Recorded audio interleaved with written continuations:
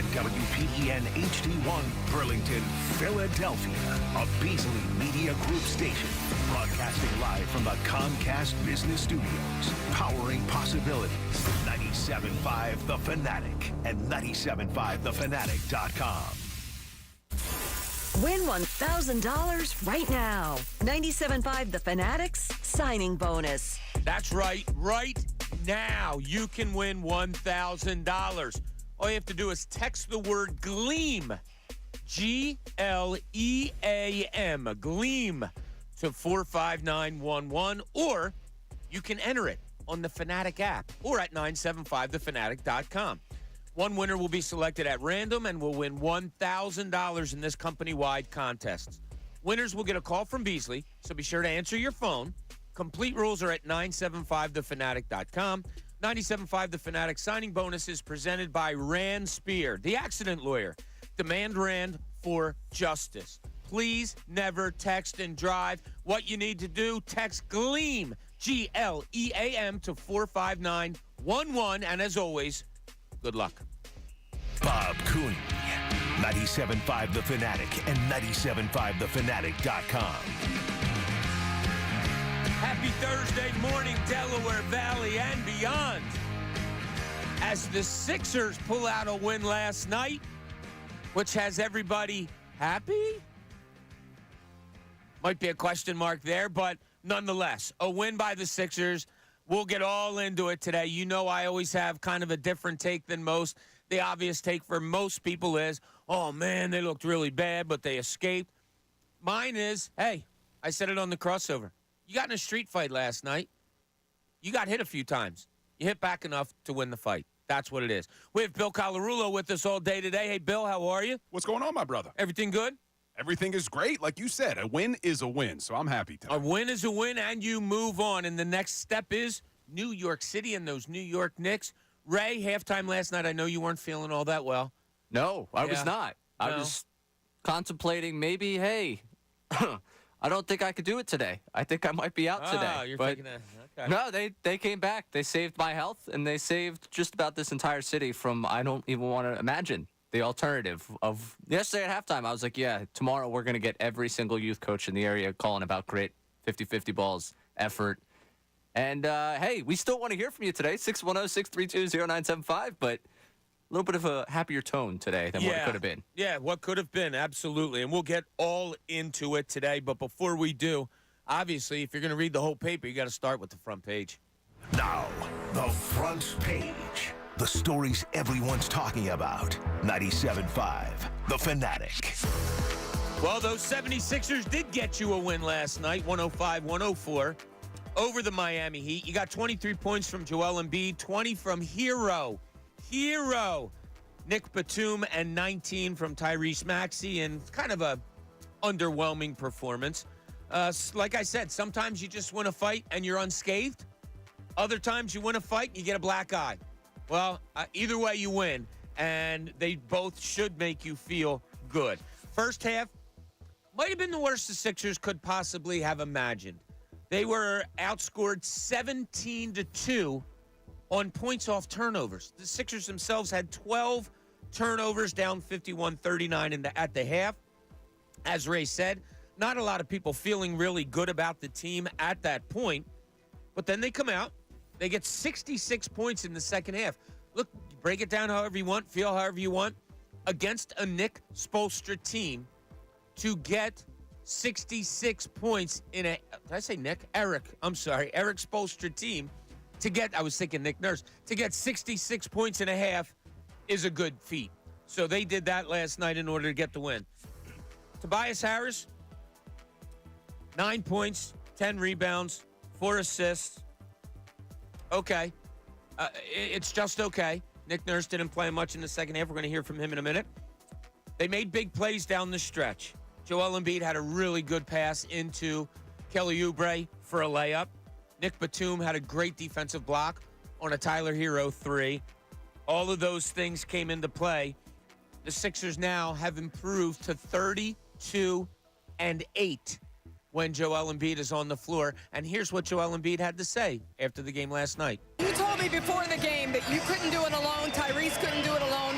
It was going to take efforts like this from this guy. Just what impact did Nick have on this game on both ends? Everything. He's the reason why we won. You know, made a couple big shots, started to run, and then defensively, I think he was even better. Just getting into Jimmy, Tyler. He committed a stupid foul, but you know we'll take it. That is Joel Embiid about last night's win. Immediately after the game to, what was it on, ESPN last night? Talking to Lisa Salters. Is from, okay, ESPN. So you had that. Getting back to Tobias Harris, a lot of people might be down on him today. Okay, 4 for 10 from the floor. Did grab you 10 rebounds. I heard on the morning show them say that somebody texted in, yeah, before those rebounds were on his own missed layups. Okay, look, Miami makes you look ugly. And they did it to a lot of Sixers last night. I'm not making excuses for anybody. Sometimes you have to win ugly games, and that's what they did last night. But this is what Nick Nurse had to say about what he thought from Tobias Harris last night. No, I thought Tobias was playing fine. I thought he played a ton of minutes. I thought he was absolutely tired. That was the only reason I made that switch. And I made the switch back to Kyle, to Buddy. I thought Buddy was playing great and gave us a spark too, but I just thought it was that time of the game where Kyle will usually make a play or two, and he did. He checked in, ran down a long rebound, very next possession, tap from behind, like just was going with what I thought we needed at the moment. And I thought Tobias had played his guts out for the entire game and just was on E a little bit. You got to commend Nick Nurse for the moves that he did make last night, and he just laid them out right there. Kyle Lowry came in, made a huge steal on a poke away from behind that led to a basket down the other end. Tobias Harris and Kelly Oubre, did you get out of them what you want/need? No, you didn't. Last night you didn't from either one of them. But they gave you something, and that something from Tobias Harris was 10 rebounds. And that something from Kelly Oubre was 9 points in the fourth quarter. So you got what you needed in some instances when your star players were held below their star value a little bit. So here's what plays out now. Saturday, 6 o'clock against the New York Knicks at New York. Monday, 7:30 at New York Knicks. Then the Sixers come home on Thursday for a 7:30 start at the Wells Fargo Center. Game 4 will be Sunday at the Wells Fargo Center at 1 o'clock, afternoon game on Sunday. And then it goes at New York Tuesday, home Thursday, at New York Saturday. So the team that I have some concerns about facing, the New York Knicks, are your next opponent. We'll get into that later on today also. Your Philadelphia Phillies get a 7-6 win over the Colorado Rockies to complete the sweep. A little closer than we all anticipated after they opened up with a 7-1 lead. They begin the game with a Kyle Schwarber, Trey Turner back-to-back home runs, which we like. Trey Turner, 3 for 5 last night. Just saying he's hitting 329 now. Just saying. Maybe he's that shortstop you were hoping for. Christopher Sanchez goes 6 innings, gives up only 5 hits, no earned runs, 10 strikeouts. Junior Marte further cemented his MVP trophy by going an inning and not giving up anything. So, the adopted son of this show is just truly performing tremendously. They're off today. They'll host the Chicago White Sox tomorrow. Spencer Turnbull will take the mound then. Bill, listen to these numbers. You're going to love them. In this series against the Colorado Rockies, not a very good team, but your starting pitchers of Christopher Sanchez, Ranger Suarez, Aaron Nola went 22 1/3 innings, allowed 16 hits, 1 earned run, and 27 strikeouts. Is that good? It's not bad. It's not bad at all. So we've been looking for some light in what started out to be a 500-ish start to the season for the Phillies. They're now up to 11-8. And Bill, that puts them on pace to win 94 games. 94. There it is. We figured out the math while we went down to get a little bagel this morning. So good on us. Eagles draft 1 week from today. So it's going to be a great time. 1 week from today, you'll have the Eagles draft and you'll have the 76ers playing at home against the New York Knicks in a playoff game. So it's going to be a great day for all of us. Jalen Hurts spoke yesterday. Some of the other players also did. Maybe we'll get into a little bit of that later. Nothing earth-shattering. Just some stuff that there's some things that were on the top of their heads, I guess. Flyers are going to have a press conference tomorrow. I think we've confirmed, Haley told me, that Danny Briere and Keith Jones will be talking, but it hasn't been said yet whether John Tortorella, now this was about an hour ago that Haley told me this, so I don't know if things have changed. I don't think they have. That we don't know when John Tortorella is going to speak yet. So there it is. There's your front page headlines from it all. So, Bill, I kind of laid it out with the morning show when I came in this morning. Yeah, it's easy to say, oh, my God, the Sixers look bad last night. Couldn't believe they did this. At halftime, I was ready to jump off the bridge, all of those things. I watch things differently, as Ray pointed out as soon as he opened the door today. I thought of you last night at halftime. I wish I watched the game like you, because Ray was ready to jump off the upper level at the Wells Fargo Center. Meaning, yeah, I was sitting there saying, okay, what can they do? What can they do to right this, lopsided ship right now? They did it. What was your kind of takeaways from last night's game? In the beginning of the game, I understood the frustration, obviously. They didn't look like they were ready for the moment at times, and that was what was concerning. But what I did love is our big three that we keep talking about, Embiid, Maxey, and Oubre. Leading up to this game, we were saying, hey, for them to make a run, we need all three of these guys to really perform. Well, they only combined for 53 points, but the promising thing, 26 of those 53 points came in the fourth quarter when it mattered most. For me, that's a good sign. If we're looking for positives, that's a good sign going forward. And obviously, how are you not excited about what Nico Batum gave you last night? And leading into this, I mentioned this to you before the show. We debated last week right here on the show, who should be the starting five? Who should be the starting five? And me and you both kind of agreed we would love to see Nico Batum in the starting five, but Nick Nurse probably wasn't going to have Tobias Harris coming off the bench. But in crunch time last night, when they needed it, who were the five on the court? Nico Batum, Kyle Lowry, and then those big three I just mentioned with Tobias Harris on the bench. Do you think that's a sign of things to come? Is there any chance that he would change up his starting five? I don't think so, because you have to get whatever you can out of Tobias Harris. Or is every game going to be a 9.4 for 10 from the floor type of game for him? An air ball on a three, a couple of missed layups? I don't think so. I think you have to get the most out of Tobias Harris in order for this team to continue moving forward. Now, the fact that he took him out, Tobias Harris, in the final, I'm trying to look exactly when the sub was made, but it was like the final 4 minutes of the game. The fact that you did that, he kind of explained in the soundbite that we just heard, he thought Tobias Harris was absolutely gassed and gave you a lot of effort. Now, a lot of that effort was at times covering Jimmy Butler. They had to use a lot of effort to try to figure out that zone last night. Miami played it so well, went to it earlier than I thought they would. They went to it early in the first half. And I'm telling you, Bill, like you watching football and, figuring different things out from your career's football, a lot of times, a lot of us, we can watch basketball and say, okay, why aren't they doing this? That's open. I didn't see a lot open last night through that Miami zone defense. They were playing it so well. Yeah, and you've said this before. The way to beat the zone is to hit your shots. And they didn't have a lot of open shots. No. But at one point last night, they were 5 of 19 shooting against the zone. You have to make your shots. Once they start hitting their shots, it makes it very difficult for the Miami Heat to run that zone. But, look, a gritty performance. Like Ray said, we're going to get a lot of calls from people today saying, hey, gritty performance, but a win is a win. It was a must-win, in my opinion, because I wanted to avoid the Boston Celtics in the first round, which we have, but their prize, the New York Knicks, which is not going to be an easy series at all. I don't think it's going to be either. Jalen Brunson just plays really good basketball, and he makes his team play really good basketball.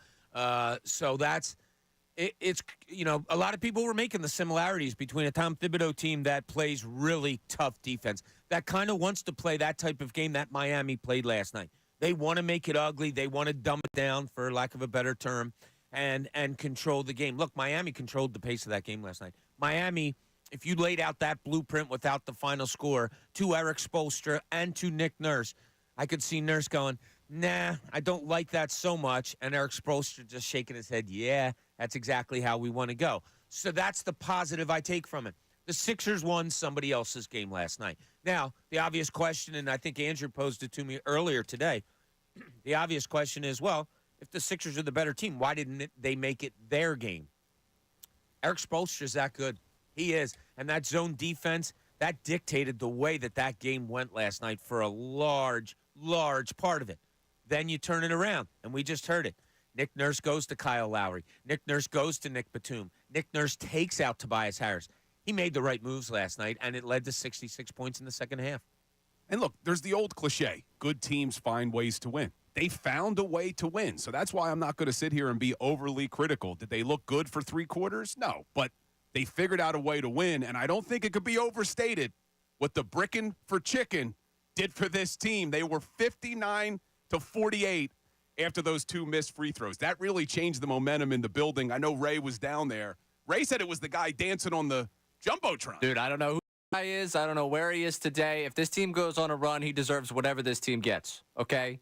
If they go and win it, he deserves a ring. The man deserves something today to give him all the free chicken in the world. That guy was going crazy on the Jumbotron. Everyone else that got put on the Jumbotron that was not that guy got booed. That was the one guy that got cheered every time they wanted to see him continue to dance, and that was when there was just a little lull in energy in the place. That guy popped up on the Jumbotron, and all of a sudden, the place was going crazy again. That guy deserves his flowers today. I don't know where he is, but he had an incredible performance. We're talking, it's the Nick Batum game, and then probably that guy's game. That guy's game. We don't know his name. I don't know, but he's just that guy. If you were there last night and you were paying attention to the Jumbotron, you know exactly who I'm talking about. That guy deserves his flowers today. And Bill, you make a good point that, good teams find a way to win. Joel Embiid has the ball about 26 feet away from the basket with the shot clock running down, and he has an awkward stance. He's not squared up, and then, boom, throws like a baseball pass to Kelly Oubre underneath, who found a hole in that zone. Great catch, layup there. And one on that, wasn't it? And one on that, right. And then you come down the other end. Tyler Hero looks like he has a wide-open 3, and Nick Batum jumps out and gets a hand on the ball and blocks a 3-point shot that helps secure the win. And a smart play. This is overlooked a little bit, and I don't know if you guys heard the Miami radio announcers. Tyler Hero hits the 3 with 3 seconds to go. No, 0.3 of a second, whatever it was, 0.8 of a second, I don't know. Kyle Lowry, real smartly, grabs the ball and just throws it in bounds. Now, the Sixers didn't catch it, went off of their hands and went out of bounds. 0.3 of a second, no matter what, isn't time enough to do anything but a lob and a tip-in. Add in the fact that he threw in the ball and the Sixers touched it. The radio announcers for Miami were bitching and moaning. I can't believe they're not looking at it. It had to be, no matter what, less than 0.3 of a second. You can't do anything under that anyway. I thought it was a really smart play by Lowry, just grabbing it and throwing it in. Would have been smarter if somebody would have caught it. But good play. So you had veterans making really good plays down at the end of the game. And that's what you want to see. That's the positive. And you talk about a veteran. Ray just said this is the Nico Batum game. What a game by Batum. I was looking at, on the season, he was averaging 5.5 points per game. He drops the season-high 20 points last night, was 7 of 12 from the field, had 6 3-pointers last night. Yeah. But what I loved the most was there was no fear in Nico Batum. No.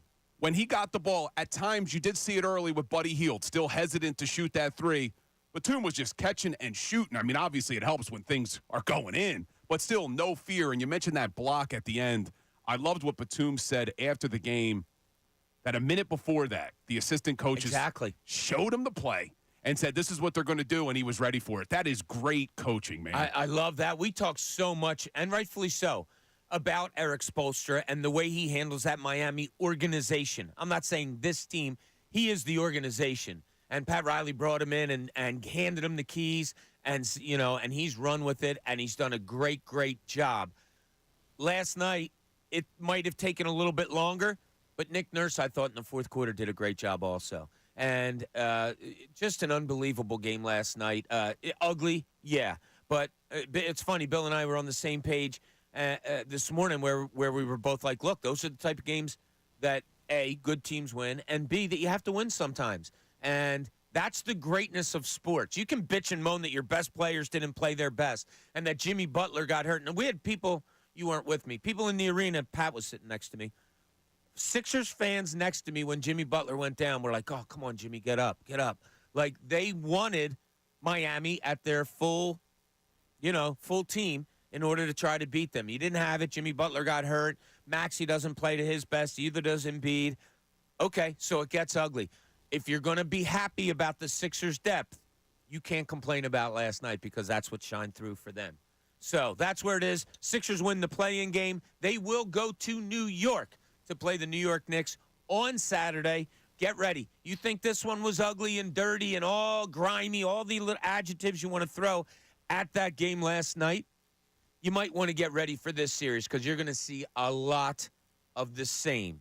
So we'll talk about that. We can talk about last night. We got some guys on the phone. We'll get to you in a minute. 610-632-0975. Call in. Tell us what you thought about last night, maybe what you think about the Knicks coming up on Saturday, 6 o'clock start.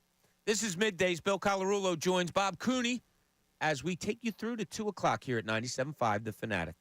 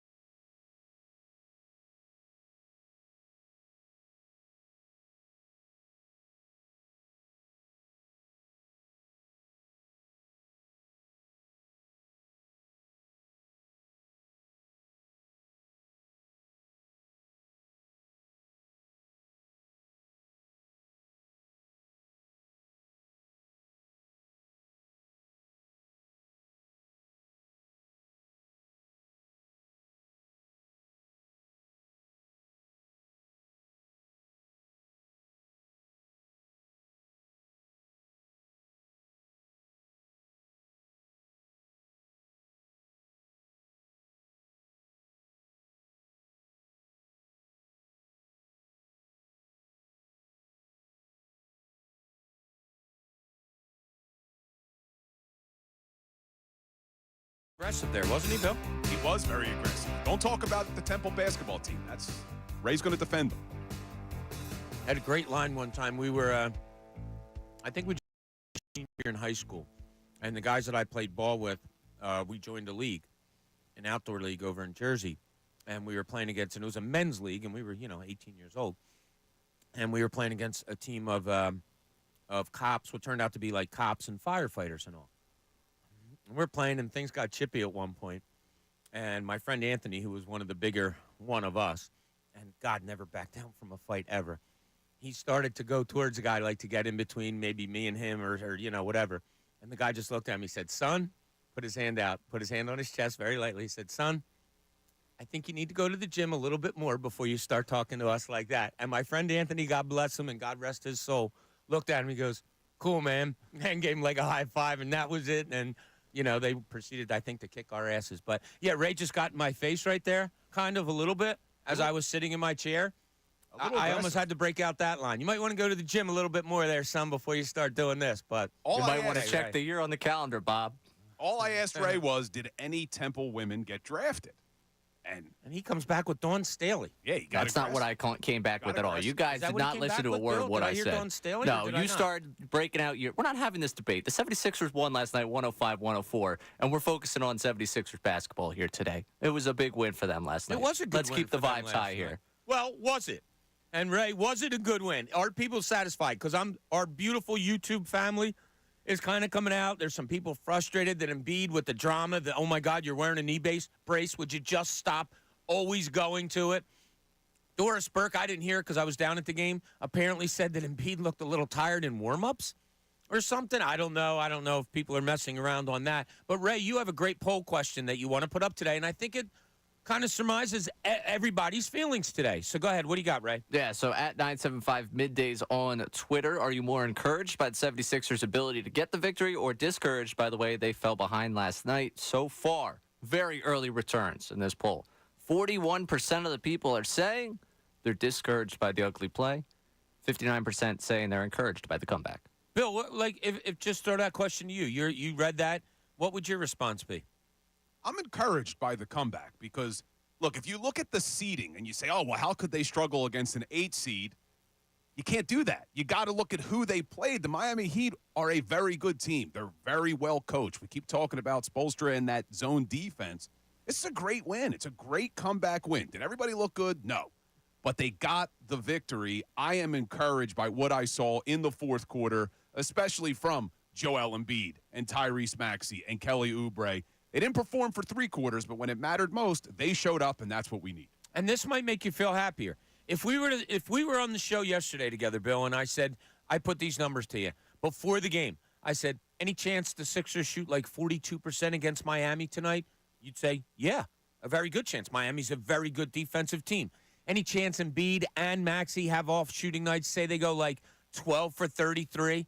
Man, that's bad. But, yeah, I could see that happening. Nick Spoelstra throws out that zone defense. That's very odd.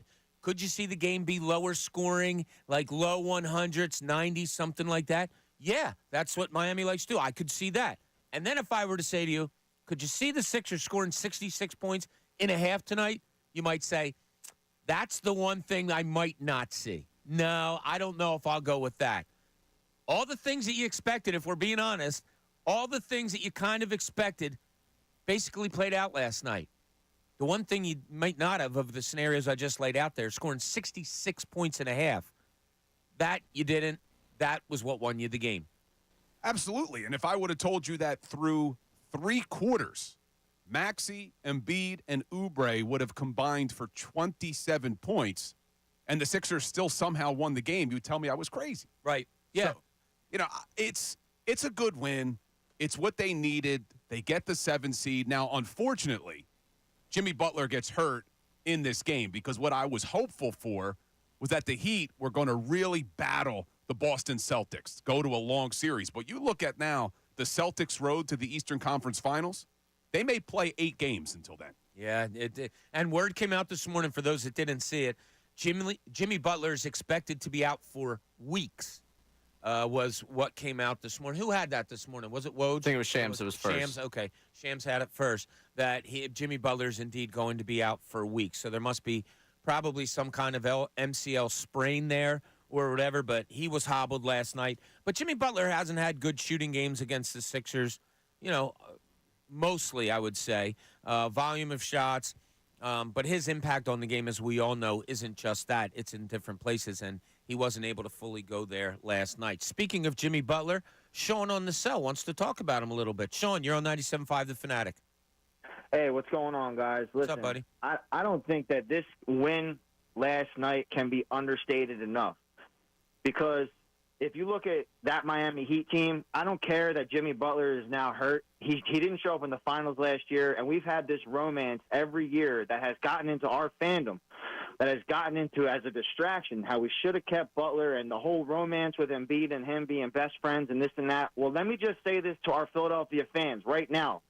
Let's gather this moment that we just beat Miami, who out 2 of the last 3 years have made runs all the way to the finals, not based on how they play all year, but how they play right now as an 8 seed or a play-in team, right?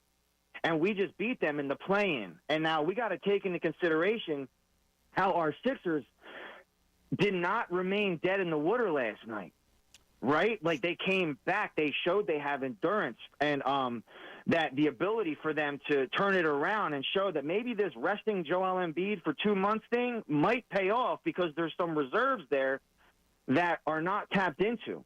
I'll tell you what, Sean, if we're looking, and I appreciate the call, if we're looking for positivity today, here it is. First call of the day. It's all in a nutshell. Sean is pumped up. Sean makes a good point. You just beat a team that went to the finals last year, that had to play this play-in game last year, that lost this play-in game last year, and still went on to go on to the finals. So Jimmy Butler slowed down or not, yeah, it's like Bill said, a win is a win is a win. Too positive is Sean there, Bill, or is he kind of hitting it on the head? I think he's hitting it on the head. Look, Jimmy Butler getting hurt was unfortunate. It was. Would he have played differently down the stretch in that game if he was fully healthy? I'm sure he would have. We now know he's going to miss weeks. But it was a big win against a team that went to the finals, against a team that Jimmy Butler, we do have this love affair with him in Philadelphia. And at one point last night, right or wrong, fans are booing the Sixers. I mean, at one point, we're booing the Sixers. It's here we go again. And not only do they find a way to respond, they find a way to respond and win in the fourth quarter. I think we should be feeling good today. And the Twitter poll's up. So go over to our X. Let us know. Are you overly encouraged or discouraged by this win? I'm encouraged. It's a big win. And now we turn our focus to the New York Knicks. Does the booing bother you? The booing bothers me. It does. It does bother me at that moment. Look, if fourth quarter, they're down 15, you know they're going to lose, and you want to voice your frustration, fine. Booing at halftime when there's still an entire half of basketball to play, I don't like it. I've never been a big booer. I'm not a fan of that. I understand why people do it at times, but in that moment, I don't think you boo. I'm not a booer. I'm not a screamer, holler. I don't, most of the thousands of games that I've gone to, I've had to be a professional at because that was my job. So obviously there's no booing or cheering, but I don't mind it. I don't. I would encourage it for last night, the way they played. I kind of look at it as you're my family member. And if you do something wrong, I don't want a stranger telling you that. I want my family telling. I look at fans as family. Like, yeah, that's it. Tell them they're not playing well. It's weird. I know I'm not the normal person thinking that way, but that's how I kind of look at it. I think that is the majority of Philadelphia. I think that's why the athletes who do understand this city love playing here. Yeah. Because they do understand that when the fans boo, it's because they're just voicing their frustration with you're not playing hard enough. Get it together. It's not necessarily coming from a place of hate. Right. I just personally, I don't like it. I know some players may react differently to it, but when you're coming off your home court at halftime in a big one-game play-in tournament, I don't know. I hear you. I'm not a huge fan of it, but hey, I guess it worked last night. That's what it was. It was the booing and the bricking for chicken that turned that game around, no question about it. Now, Sean was very positive about this Sixers win. Bob and Conshohocken, I'm not so sure. Bob, you're on 97.5 The Fanatic. Hey, what's going on, guys? How you doing, buddy? Good, good. So yeah, I'm super hype about the win. As far as the game last night, I was encouraged by the comeback because, like the caller previously said, in past years it seems like we would just fold up and end up losing that game. So we did come back and win, but I am a little discouraged going into the next round against the Knicks, mainly because of the turnovers from that zone. It was just crazy. It seemed like all 5 Miami players were touching Embiid at some point on every possession, taking him out of the game. So the role players really need to step up. And I mean, I don't know how often we're going to get 20 out of Batum, and so we really need like Maxey to be, Maxey, and everything else will figure itself out. But I'll make you feel a little bit better, Bob. Okay. Mm-hmm. I don't think there's any chance in hell with the personnel that they have that the New York Knicks can play his own defense like Miami played last night. Like Miami has Adebayo in the middle. Great, great athlete. Miami has New York has Hartenstein. Like that, nah, that's not going to happen. Miami, right. You know what I mean? Dante DiVincenzo, as smart as he is as a basketball player, I'm not concerned about his athleticism defensively. So, yes, New York, they are a very, very good defensive team, but I don't think they're going to cause the confusion, and you put it perfectly, that Miami did on the Sixers last night.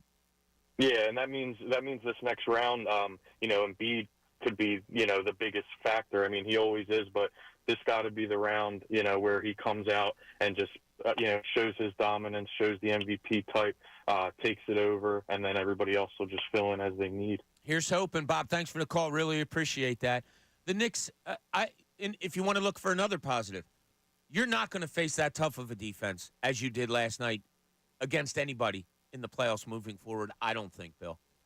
I agree with you, and we saw it only a couple of weeks ago with Miami, that how the Sixers did struggle against that zone, and then they figured it out in the regular season game as well. They figured it out. They figured it out last night. But I know Bob just said, not this Bob, our caller Bob, was concerned that you're not going to get 20 points from Batum every night. There's also, in my opinion, no chance you get a combined 27 points through 3 quarters of basketball from Embiid, Maxey, and Oubre. I don't think that happens again in the playoffs. That's maybe I'm jinxing them, but I just can't imagine that happens again, especially against teams like you said, Bob, that aren't going to be able to run as aggressive of a zone defense that Miami just did. Yeah, great points. You took the words out of my mouth. I don't think you're going to get those type of performances on the average that you got last night from those 3, especially through 3 quarters. Okay, when we get back, we'll take all your calls, 610-632-0975. We'll talk about this Sixers-Miami game last night. And then, if you want to sprinkle the eyes forward looking to this weekend, because it starts on Saturday, 6 o'clock, Sixers-Knicks. Where's your concern level? We have a poll question up. Is last night discouraging or encouraging? Which one of those? We'd love to hear from you. 610-632-0975. We got Bill Colarulo with us all day long. This is Middays. Bob Cooney, 97.5 The Fanatic. Devontae Smith signs an extension with the Eagles. Being a team, it starts with your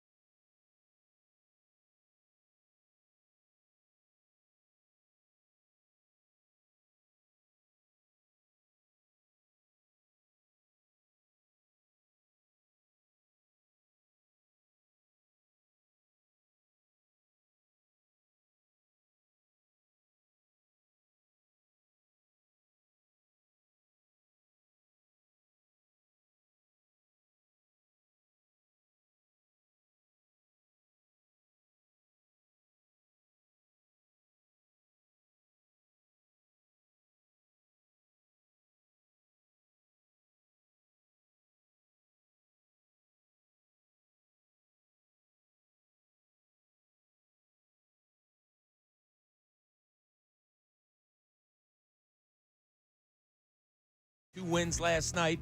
One, a hard-fought one by the Philadelphia 76ers, which advances them to the playoffs against the New York Knicks Saturday at 6 o'clock. The other one, a 7-6 win by your Philadelphia Phillies. Okay, yeah, they blew a 7-1 lead. Why they're not pitching Junior Marte just all the time is beyond Ray's and mine's comprehension. But you guys love Marte. He looked fantastic again. You have to admit, he's probably by far, I haven't looked at the betting app, but he's probably by far the best bet to win the MVP in the National League right now. Well, he's not right now because Major League Baseball clearly has an agenda against him because they still have not corrected that Whit Merrifield drop in left field to be an error instead of being a hit, thus taking away the only earned run he's allowed so far this season. Yeah, so there's that. That's clearly they've got something against him. Yeah, but it's pathetic. pathetic. The Phillies bats are starting to turn it around a little bit, kind of like that. As I said earlier, Trey Turner's up to 329. Kyle Schwarber had a couple home runs last night. They went back-to-back to start the game. Did Schwarber and Trey Turner. And the pitching this weekend, I just want to give you these numbers again. Not this weekend, but the pitching against the Colorado Rockies. 3-game series. Your starters, 22 and a third inning, 1 earned run, 16 hits, 27 strikeouts. That's what your starters did in the 3-game series against the Colorado Rockies. So if these bats start to turn it around and these pitchers start to get comfortable, woohoo, here we go. It's hitting time. Hey, 10 o'clock hour, it's brought to you by Window Nation. Take advantage of Window Nation's 50% off sale on all style windows. Plus, make no down payment with no payments and no interest for 12 full months. Call 866-90-NATION or visit windownation.com. All right, we have a lot of talk about the Sixers going on today, and so did some of the national media. And here's what one Tim Legler from ESPN, a friend of this station's, this is what, it was on First Take, this is what he had to say about the 76ers from last night. I'll sum up how nasty it was. I'm talking directly to the city officials in Philadelphia, maybe even the governor in the state of Pennsylvania right now. The statue of Nicholas Batum should be erected. That statue should be up by the time they play their first home game against the Knicks, okay, by game 3. Because, listen, here's why. Without Nicholas Batum last night, their season lasts 4 more games. 4 more games. At most. They might lose against the winner of the 9-10. If they win that game, they're getting swept by the Celtics the way Joel Embiid looks right now. So if I'm the Knicks, I'm watching that, I am licking my chops for all the reasons they both said. There's 3 things when you watch Embiid. It's not the shot making. He's always going to make shots. He could be out there in a full body cast. He's going to make shots because he's that skilled. 3 things I always look for when we're talking about Embiid and an injury. Is he changing ends of the floor? He was not changing ends of the floor. Is he sealing, like, with intent in the paint? Nope. He wasn't doing it at all. And then does he move laterally defensively? To Allen's point, when he's really good on top of his game, even the way he looked when he first came back from the injury during that 5 or 6 game stretch to close out the season, when he is tracking guards to the rim, when they've turned the corner on him and he's jumped out, when he is going, block to meet a guy as the last line of defense, when you see that explosiveness defensively, that's when you know Joel Embiid is right. It has nothing to do with shot making. He's always going to do that. It's the other things, and none of that was there. If I'm the Knicks and I'm watching that game, I am licking my chops right now because Joel Embiid is not right. Wow. Some interesting words there from Tim Legler. I will say this, however, and Bill, I think we may have been together when I brought this up before. In the games that Embiid came back, the lateral movement was there. I think I broke it down saying, like, there was a play in a game where he defended a guy in the middle of his body. When the pass was made inside, he shuffled over and went and defended that shot in the paint. Earlier, maybe before the last game that he tweaked the knee, we all look for the same things Tim Legler's talking about. I talked about the one game where you were like, why is he still in the game? Why is he still – we all, not you particularly – why is he still in the game? And he sprinted down the floor on the last possession and got an offensive pass to him and then passed it off. He was testing himself. I think he was there. I think he was there all the places that Legler points out. Did that last game tweak where, before the half and ran into the tunnel, did that make him maybe not be there, according to Tim Legler? We'll find out on Thursday night. I mean, we'll find out not Thursday, Saturday. Saturday. We'll find out on Saturday, but the promising thing with Joel for me was fourth quarter, played over 9 minutes, 3 of 5 from the field, 2 of 2 from three-point range, 4 rebounds, 2 offensive, 2 defensive, 2 assists, 0 turnovers. So I get what Legs is saying, but when it mattered. In the fourth quarter, when you should have seen him to start to be on the decline, Joel played some of his best basketball of the night. So, yeah, we'll find out on Saturday, but I'm not concerned. And if he's saying the New York Knicks should be licking their chops, the New York Knicks aren't the Miami Heat. We just talked about that. They're not going to be able to run the same type of defense. And, look, we haven't really got into Thibodeau, as good of a coach as he is. A lot of the things that Philadelphia was saying about John Tortorella, and now this team, he tired them out, and they couldn't compete down the stretch. It's the same things that get said about Thibodeau. He grinds them too hard during the season. How are they going to perform in the playoffs? Great point. So you can see why this man was a lawyer. Point counterpoint at its finest right there. Way to go, Bill. Cousin Steve in the Northeast, you're on 97.5 The Fanatic. What's up, Steve? Gentlemen, how's it going today? Great. How about you? I'm good, man. I'm feeling good after last night. To the Legler point, I think everything that he said is just ridiculous. To look at one game against a team that is one of the most fundamental teams in the league, they're scrappy, they hustle, they're smart. They throw people off their games. They make good teams look bad sometimes because they're coached that well and they play that well. So for him to say to look at that one game and the Knicks should be licking their chops, what about the Knicks? The Knicks won 3 more games than us, and we didn't have Embiid for 2 months. How good are they really? Yeah, and they're without Julius Randle. He ain't coming back. Unlike Embiid, he ain't coming back. Julius Randle averaged 24 points a game, 10 rebounds. That's a lot to lose, right, Steve? Absolutely. And who's stopping Embiid? Mitchell Robinson and Hartenstein? Like, come on now. And to your point, Bob, before when you were saying how when he came back from the injury, he looked good, I believe so, too. He was cooking when he came back. And, again, the Heat throw you off your game. They make a lot of people not look right when they play against them. You're absolutely right, Steve. You're absolutely right. Great points. Thanks. Appreciate the call. I have a question about this, and it was one of the things I wanted to bring up when we get back from the break. If you had one game to play in every sport, one game to play that you had to win, much like, say, last night almost, who would be the coach that you would take in that sport? I think the answer will surprise you. And if you have one, let's hear it. 610-632-0975. When we get back, we'll get to that. Anything else you want to talk about concerning Sixers? We'll even go Phillies, Flyers, Eagles, whatever you want. We're here. You can text us at that number or give us a call, 610-632-0975. Bill Colarulo joins us for the whole show today. This is Middays. Bob Cooney, 97.5 The Fanatic. Fanatic Sports Update. Sixers are the 7th. I'm Ray Dunn. This update is brought to you by True Green. If you want a great-looking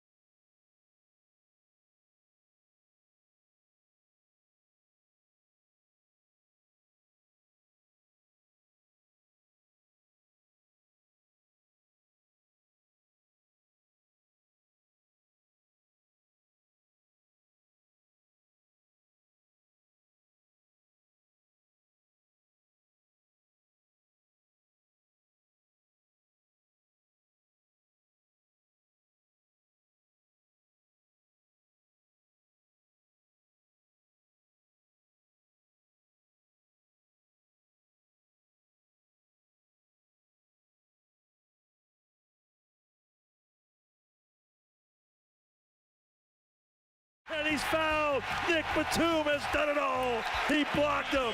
What a play. He's made 6 threes, 7 field goals, and the defense right there. Tyler Hero rejected on the perimeter. Great call there by Tom McGinnis, who will be joining this show in just about 1 hour. 12 o'clock, Tom McGinnis is going to join us to talk about what he saw last night down there at the Wells Fargo Center. 105-104 Sixers win. Maybe a lot tighter than a lot of people wanted, thought. I thought the Sixers were going to win the game by double digits. I thought it was just going to be a game that they kept getting better throughout and would win the game. Didn't play out that way, but the bigger players made big plays down the stretch. A lot of people going on today about how good Miami is, how tough they are to win one game against. So I'll ask you this question. I'll give you the sport of football, Bill. You have to win one game, much like last night, although Miami still lives to see another day. Obviously, the Sixers do also. But you have to win one game of football. Who's your head coach for that game? Ooh, past or present? Let's keep it in the present. So keeping it in the present, I would have to say, and I don't think I would have said this when he was here in Philadelphia. Yeah. Andy Reid. Yeah, probably. Probably the answer most people would give. I tried to think of somebody else, but I just couldn't. Ray, if you go NFL, I said you had one coach that you could have coach a game that you had to win. Who would it be? Spent the entire break thinking NBA coaches, so now to pivot to the NFL. Andy Reid's the first one that jumps to mind, top of mind. At this point, I think a different time in NFL world, I would have went Bill Belichick, but not anymore. I think, I'm probably a prisoner of the moment with that. So Andy Reid probably sits there at the top for me. All right, maybe this is a prisoner of the moment question also. Let's go NBA. You have to win one game in the NBA. Who's your coach? I want to be a homer and say Nick Nurse, but I'm not sure I truly believe that. Let me think about the NBA. Ray said he's had notes on it. Let's. Oh, I mean, it's still Spoelstra. Really? I swear to God, it is for me too. It's still Spoelstra. One game.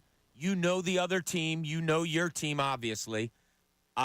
Look, if you look at the talent levels of those two teams last night, and considering Jimmy Butler hurt his MCL, and for those who didn't hear, he's going to be out for weeks, is the report this morning. You had Jimmy Butler hurt for 3/4 of that game. Look who they had to rely on. Bam Adebayo's an all-star, good player. Okay. I'll take Joel Embiid over Adebayo any day of the week. And then what? Tyler Hero? You're going to? Like, if you just look at the talent level, I think the Sixers have a bigger advantage. I'm not saying the advantage coaching is Spoelstra over Nurse was what the difference was. But, yeah, I think on one game, I don't think there's any doubt in my mind that it's Eric Spoelstra to me. It wouldn't be Doc Rivers? No. See, now, that whole Doc Rivers is a bad coach narrative sometimes gets blown out of proportion. And I know Tyrone on the Best Show Ever talks about, hey, you can't give him credit for blame him for the losses and not give him credit for the wins. But what you saw last night, especially in that second half, do you think Doc Rivers would have made the appropriate adjustments and lineup changes the way Nick Nurse did to win that game? I don't. I don't believe so. I really don't. And nor do I think he would have had the ability at halftime to change the way you're attacking a zone, a very, very effective zone. And, Legler points out about Joel Embiid last night, he's not himself and all this. Okay, let's not forget, in my opinion, in Ray's opinion, they designed a defense. They were designed a defense by the one coach that I would love to have coaching my team for one game. He designed a defense to go after, and we talked about it yesterday, about how they, in their zone, go after to take away Tyrese Maxey. Well, last night, I think one of our callers said it, you had a zone in which everybody was digging down on Joel Embiid. Everybody in the zone was digging down, and in some cases, like on the pass to Oubre for the layup, digging up on him, which you're never taught to do in basketball. Trust me, as a guard, I was taught all the time, you never dig up on a ball. You always dig down. That way you can get back to your guy out front. Digging up just means an automatic 2 points. They dug up, and on that play, Embiid found Oubre for the layup. But I just think that zone was so good last night, and whatever he did, Nick Nurse at halftime and the team, they adjusted, no question. I really don't think a Doc Rivers guard-heavy offense would have adjusted as well as Nurse did last night. Yeah, so, I mean, I don't know if I would take Nick Nurse. I was kind of being tongue-in-cheek a little bit, saying he'd be the coach I would take. But I do think that is one major X factor when we talk about, can this team make a run? I trust Nick Nurse to do things like that. I trust him in a 7-game series to make the changes not only in-game but from game to game. And we've also talked about, hey, who's the starting 5? Well, maybe it does change game to game depending on matchups and things of that nature. So, real quick, back to the NFL. Ray said he would have gone with Bill Belichick before, but changed a little bit. Did you guys talk at all yesterday about that? I was listening in. I don't remember if it was you or the morning show talking about that ESPN article about Belichick and the Eagles and all that. Yeah, they brought it up, obviously, with Adam Schefter. We hit on it maybe quickly, something like that the Eagles, the Giants, and the Redskins were all part, Commanders. Right? I'm sorry, Commanders, yeah. That'll never Well, leave me. I went and read the full article yesterday, and it was just very interesting, to say the least, about being reported that Robert Kraft, the owner of the New England Patriots, warned Arthur Blank from the Atlanta Falcons not to trust Bill Belichick. I thought that was really interesting. Now, he denies it. Robert Kraft denies it, but that could be the reason why the Atlanta Falcons decided not to hire arguably the greatest coach we've ever seen in NFL history as far as Super Bowl wins and victories. Said, don't trust him. I thought that was interesting. Games passed him by. What's that? The game's passed him by? Yeah. Yeah. I don't know about that. But I wouldn't have. If you want to say so. Yeah, that's so. I don't know. Does Nick Sirianni send a bouquet up to Robert Kraft and say, like, thank you or something like that? Is he the one? There's an article in the paper today. Did Kraft save Laurie from hiring Belichick? Possible. Maybe. It's possible. So. It very well could be. All right, Jorge and Conshohocken wants to talk about the Sixers and particularly Tim Legler's take on them. Jorge, you're on 97.5 The Fanatic. Hey, how are you, Bob? Doing good. How about you, buddy? I'm good, man. I'm walking my route. I'm a mailman out here, so I'm just walking my Way route. to get it done. Thank you. So I was telling the producer, I was saying, people saying if Batum didn't hit them shots, we wouldn't win. So it takes role players to win. It's the same thing when Highsmith hit shots. If he would have had 20, they would have won. So to me, that's the moot point what Tim Legler said because it doesn't make sense. Like, you need role players to win. I was at the game last night as well, too. It was a crazy atmosphere. It was. And, Jorge, I was there also, heard all the boos that rained down at halftime. Does that bother you? Is the booing, is it all cool in your book? I mean, I don't boo. I mean, to me, it doesn't affect anything. I don't boo personally, but I heard all the boos before halftime. I also ran into Pat last night, and we was talking about you, Bob Cooney. I'm sure it wasn't good, was it, Jorge? No, it was good. It was good. I was telling Pat, tell Bob not to be messing on your height because I'm the same height as Pat, and I don't appreciate it. If you honestly, and Pat will tell you, if you honestly listen, I, by far, am the least one that ever says anything about that to Pat. Never, hardly ever do I say it. So, Pat's my favorite. That's my grandson. I love him. Yeah, I love him, too. I love all you guys. I appreciate you taking my call. Jorge. I like Bill, shout out to Bill on the weekend. I listen to him while I'm at the gym Saturdays and Sundays. I like what he does. I appreciate you, man. Thank you. Watch out for those dogs, Jorge. Take care, buddy. Appreciate you. So, surprisingly, a majority of the calls so far today have been that they were encouraged by the Sixers win. Is it the same on the text line, Ray? It's been 12 hours, so I think a lot of people might get over it. But, yeah, we have some text on it, Ray? Yeah, sorry. I don't know what just happened there. Started talking. Mic didn't pop on when I pushed the button. So, engineering the page soon. All right. Anyways, on the text line, we got some people checking in. One interesting one here. PJ from Freehold lives up in Knicks country, works with Knicks fans. At the end of last week, beginning of the week, some of the coworkers were saying they were scared of playing the Sixers. After last night's game, one of them came up to him. I think it's going to be a good series, but we could beat the Sixers in 6. If the roles were reversed and, the Sixers were sitting home as a 2 seed and watched a play-in game like that last night, I can't say I wouldn't have the same response. Like, oh, okay, yeah, Sixers will take care of them. That shouldn't be a problem. They didn't look all that good. I just think a lot of people are underestimating how good the Miami Heat are. I know they're an 8 seed, but they're a very well-coached team, as we've been saying. They play hard. They did go to the NBA Finals last year. So I was okay with the Sixers struggling a little bit, and all of us didn't want to see the Sixers in the play-in tournament. That was a lot of things we were saying, hey, we don't want to be in the play-in tournament. Well, looking for silver linings here. We talked about how, hey, maybe Joel's knee injury was a silver lining because he'll be healthy going into the playoffs. Maybe last night was a silver lining to get that kind of playoff atmosphere, that feel out of your system, because Buddy Hield had never played in a playoff game before. Tyrese Maxey had never played the type of role he has to play in the playoffs. So maybe it was good. They got it out of their system. It's their first game. It was a tough opponent, and they found a way to win. So, I mean, I could see it. I guess New York Knicks fans looking for the positive. Oh, they struggled against the Heat, but the Heat are a good team. They are, and especially, let's look at the scenario. They're an even better team when it's a one-game series. Absolutely. That's what last night was, and that's what Eric Spoelstra had to coach for last night, a one-game series. He did a lot of really good things last night, and then you have to commend Nick Nurse, because at halftime, was it driving home? I don't remember who I talked to, but at halftime last night, it was a text that I got from one of all of our friends that said Nick Nurse is getting torched by Eric Spoelstra. I didn't have a comeback. I was kind of like, yeah, the Sixers look horrible against that zone. Nick Nurse figured it out in the second half to the tune of 66 points, to the tune of a 105-104 win. You got some more text, Ray? Yeah, this one's an interesting one. Chris with a K checking in.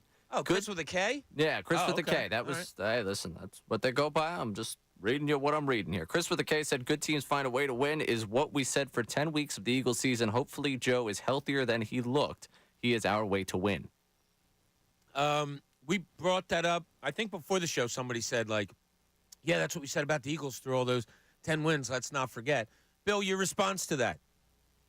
About Joel or about, okay, it was a good, they were good enough to win. Do you look at it as yeah, we said that about the Eagles. Maybe they just aren't that good.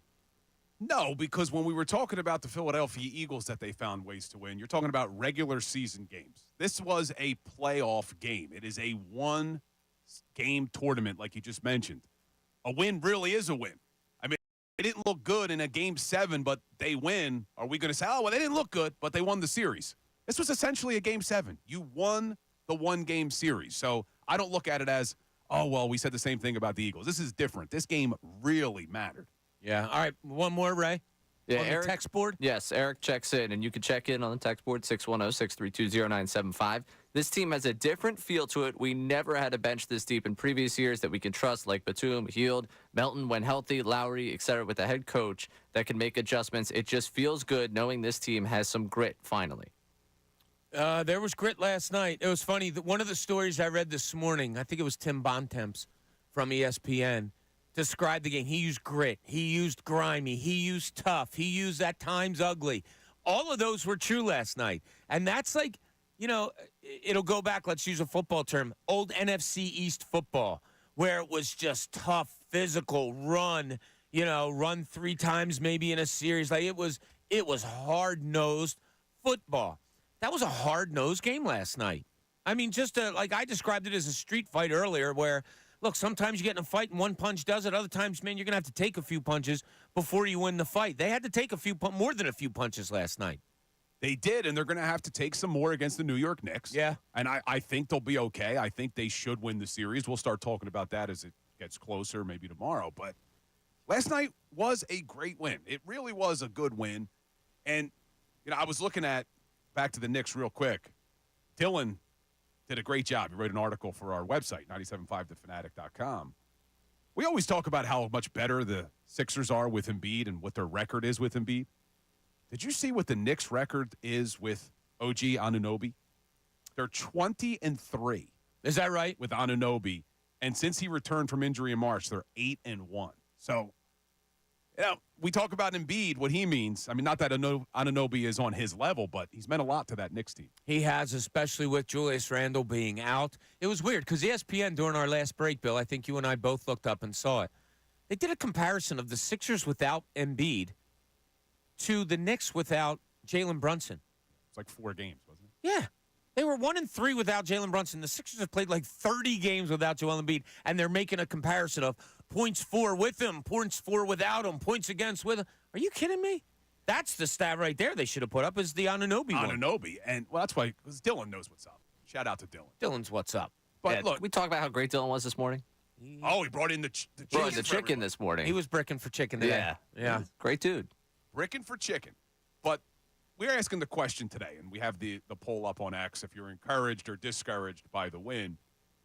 When Joel went down on January 30th, Bob, if we said, hey, you're going to be a 7 seed, you're going to have a 7-game series against the New York Knicks. If you win, you still don't have to play Boston. You get the winner of the 3 and the 6, which will be who? Bucks and the Pacers. Bucks and the Pacers. Wait, no, that would be – hold on, let me pull up now. I got to pull up our bracket because we were talking about this earlier. Yeah, Bucks Pacers. So, yeah, it would be the 3 versus 6 Bucks Pacers. So your road to the Eastern Conference Finals, even though Joel's going to miss all this time, you're going to have healthy Joel Embiid. You're a 7 seed going up against the Knicks. If you win, you get the Bucks or the Pacers. And if you win that, you go to the Eastern Conference Final. I think we would all sign up for that. Like, how could you not be encouraged today that even with Joel Embiid's injury, even though all of us assumed back in January the season was over, we were ready to throw in the towel, there were some people, Bob, who were even saying, don't bring Embiid back. Rest him till next season. That we now have a path in front of us to get to the Eastern Conference Finals where it's not a crazy stretch. It's not a homer take to say this team can get to the Eastern Conference Finals. Yeah, it was funny. When he went down, they were 29-17. Okay, so 12 games above 500. I think they were maybe third in the East at the time, hovering around second. And our talk on the morning show was, look, if you can just keep your head above water, 500 for however long he's out, keep those 12 games, hopefully get a top 4 seed so that you're hosting a first series, whatever. Well, then the narrative changes because you watch them play without Embiid, and it's like, oh, this isn't just ugly. It's like downright gross. And they go on, after he sits out or after he gets hurt against Golden State, they went on to win a game, then they lost 4 in a row. Then they won 2, and then they lost like 7 of 8 or 6 of 5, 4 of 5. And like, it got really, really ugly. So did they hold their head above water? Yeah, kind of. I mean, to finish the season a couple of games, or what? I think they finished the season 12 games above 500. So they did keep their head above water. You get him back for the last few games. But you're right, Bill. Yeah, okay, you didn't get the top 4 and you didn't get a home series or whatever. But I don't know if it could have played out any better. I don't think it could have. You look at the opponents they'd have to get through to get to Boston. I really think it's a great scenario for them. But I have a question for you. You can answer it after the break. We're talking about Embiid and Maxey, and there's a lot of talk about Nico Batum. We didn't know how many minutes Buddy Hield was actually going to play in the playoffs. Well, he plays close to 18 minutes last night. Can this team make the run that we're hoping they make if Buddy Hield continues to shoot as bad as he's shooting from three-point range? It's a great question, and one that we're going to have to dive into deeper. You're right. We got to dive deep into this after the break because as much as you got from the bench last night, it was all from pretty much one player. And we talk about depth on this team, and look, you have to commend the depth since Nick Batum gave you what he gave you last night. That is the depth. That's a piece off of the bench. He's been a starter. He's been a reserve. Bill and I we didn't beg for it, Bill, but we kind of suggested that maybe they should use him as a starter in the playoffs, but they're not going to take Tobias Harris out of that starting lineup. Yeah, it's a good question, and how much did last night maybe affect the type of play that Buddy Hield is going to give you? We'll look at all that. I also want to take a look at what the Sixers did this year against the New York Knicks. We did this practice with Miami yesterday and how they fared during the regular season. Let's take a little closer look of the Sixers against the New York Knicks this season. All that, we still have a poll question that we're going to hit up when we get back. Don't forget, Tom McGinnis is going to join us at 12 o'clock today. This is Midday Shows. Bill Colarulo is joining us. Bob Cooney, 97.5 The Fanatic. Fanatic.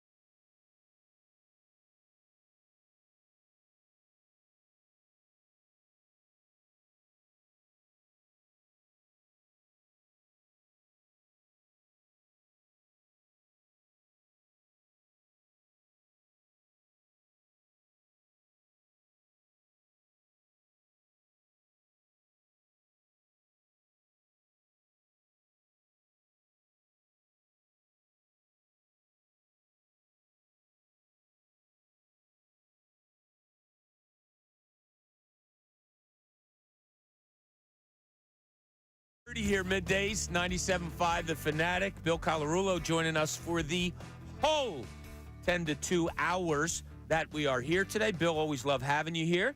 Appreciate that. We have to remind you, Bill brought up our website this morning. Well, we want you to go there. You need to head to the 975thefanatic.com to enter for a chance to win $2,000 for your mom in the Mother's Day nationwide contest. Now, I don't have a mom anymore, but my wife's a mom. So if you don't have a mom, you can do it for your wife if she's a mom. You can just do it that way. It's sponsored by Polites Florist. Make Mom's Mother's Day special with beautiful flowers from Polites Florist. Now with 3 locations to serve you, visit Polites, that's Polites, florist.com. Yeah, normally I get my mom cheap flowers from the gas station as you're driving to her house on Mother's Day. This time you can get her $2,000? $2,000. I still remember the best Mother's Day present I ever gave to my mom. And it was done at, most of it was done at about 2:30 a.m. So my friend Mary Jane and I, one of my best friends growing up, were driving home from the local bar. And she's like, I hope you took care of your mom. Tomorrow's Mother's Day. I was like, So we stop in, I hate to say it, like a 7-Eleven or a Wawa, and I get a thing of flowers. So I get the flowers, I go home, I'm not feeling great about myself, but then I remembered that I had gotten her a cassette tape of, I forget who the guy is. Anyway, an old singer that my mom loved. And I went home, and I left her notes all over the house of where to go when she woke up. And it led to a recorder with the cassette in it. And I said, hit play, sit down, and enjoy yourself. This was after I had her pour herself a glass of orange juice, all that stuff. She sat down, hit play, and her favorite song started. I was upstairs, maybe not feeling great, and I heard her start laughing, and she came running up and gave me a hug. So that was the best present I ever gave my mom. All that matters, Bill, and you know this, is the thought. That's correct. It's not the price, although $2,000 is really cool. It's the thought that counts. 2,000 is pretty great. 2,000's great, and it means you thought it out. You thought enough to enter your mom into this contest. So that is what it's all about right there. And Mary Jane, I know she remembers that story because she reminds me of it almost every time I see her. 11 o'clock hour, it's brought to you by Golden Nugget Jewelers, where Philly gets engaged. All right, Bill, your question before we went to the break, and it was funny. I looked at you kind of quizzically, and the reason why, as you were saying, hey, Bob, I have a question for you that I want to get into. We'll talk about it after the break. At the same time, Ray was saying in my ears, hey, Bob, I got a question for you that I want to get to you after the break. So I didn't know if you guys were the same question. But your question was, can this Sixers team make the run that we want them to make if Buddy Hield doesn't hit his threes like he wasn't doing last night? Because we weren't sure how many minutes Buddy Hield was actually going to play in the playoffs. We talked about that last week. Yep. You heard from some people saying, hey, he may be the odd man out. Well, he played 18 minutes last night, but he goes 1 for 5 from three-point range. But even more alarming to me, the threes he didn't take. It looked like at times he was hesitant to take the three, and this is why he's here. So can they make that run if Buddy Hield's going to get 18 minutes a game and shoot that badly from three-point? It's a great question, Bill. And it was one of those games. I think we were together last week when I talked about it. You can tell by watching Buddy Hield when he's about to go up for a three if he has an 80% chance of making it or a 20% chance of making it. Because his feet, you can just tell when his feet and his shoulders are right. And he catches the ball in a good timing and gets to go up for a shot. If you and I sat together through a game, Bill, I bet you we'd be right together and saying yes or no. Whether you liked it or didn't like it, last night was a lot of, no. Feet not set, defender too close for comfort for him. So his scoring yet has to be better. He has to get better open shots. The good part about Buddy Hield last night was, I always liked this hustle. When he goes out there and play, he plays. And last night, I think at one time he got taken out of the game, and I watched him go off the court. He wasn't happy coming off the court. I don't mind that at all. No, I don't mind that. I don't care. I like that A.J. Brown gets pissed off on the sideline when he's not getting the ball. I like the competitive nature. He had 6 assists last night, Buddy Hield did. I knew you were going to say that. And, that's what you need, as you very well know. That's what you need from guys that are getting the ball in their hands. Yeah, he's supposed to be a shooter, but guess what? That's what Eric Spoelstra is designing, to take away the outside shot of outside shooters. So what's your next thing? You find the open man. That's what he did to the tune of 6 assists in 18 minutes last night. So you were okay with Buddy Hield's game last night? I was okay with it, yes. He has to get more open shots. We talked yesterday about it. Eric Spoelstra is going to go take away, because people were calling in yesterday, Bill, saying, yeah, you got to have Buddy Hield out there to break the zone. And I kept saying, well, let's not forget that Eric Spoelstra knows that too. And so when he's running that zone, he's going to be running it at Buddy Hield. He's not going to allow him free shots. Now, did it surprise you, of the 9 players that got on the court last night, that campaign only played 3.5 minutes? Yeah, it was like a choppy game, So what happens? You've been in a coaching football. You have a plan. You want to go out there. You want to see it run to perfection. Then all of a sudden things get choppy. And then it's like, yeah, I wanted to get Jimmy in there as a wide receiver, but I just can't do it. Or I wanted to see him play a little bit at safety, but I just can't do it right now. I think that's kind of what it was last night with campaign. Maybe, just maybe, Nick Nurse only planned for him to play a few minutes, but I think it was more the choppiness of the game that led to him not getting all that many minutes. Yeah, because I don't think he got any minutes in the first half, if I'm not mistaken. I don't think so either. I think he got in Only the the third. Yeah, third quarter. And then he hit that big 3. He did hit that big 3. That was his only shot attempt. He made it. But, yeah, I was surprised. I thought campaign would get more minutes, but we've said this before, too, with Nick Nurse. I think it's going to be a game-to-game thing. It's going to depend on matchups and how he feels. But yeah, and in a one-game playoff against the Miami Heat and all that entails, Nick Nurse was comfortable with going with mostly 7 guys. And, of course, Paul Reed's going to get his 10 to 12 or whatever come playoff time so not counting him, it was basically Batum and Buddy Hield, where you're only 2 subs last night. So that's what he chose to do. I wonder if that changes against the New York Knicks. I wonder if you're going to look to be more of a running team, or you can be more of a running team against the New York Knicks. Therefore, you might want to go deeper on your bench. You might want to spread the floor a little bit more, all of those types of things. That's going to be interesting to do. But did any of the stuff that you said surprise you last night, like the Buddy Hield lack of shooting, the campaign lack of minutes? in the first half, I was frustrated with Buddy Hield. I even tweeted it out that this is why you're here, buddy. Don't be hesitant to shoot the three, because he just looked like he was hesitant. Yeah. I mean, I want to see him make his shots, but I also want teams to have to worry about you behind the three-point range. Don't get the ball in your hands, have an open look, and be hesitant to just let it go.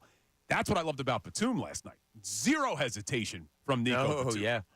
And you know, it was crazy. They mentioned it on the broadcast last night. I don't know if you were down at the game still, when they said Batum's nickname used to be Bambi because they used to say he was soft.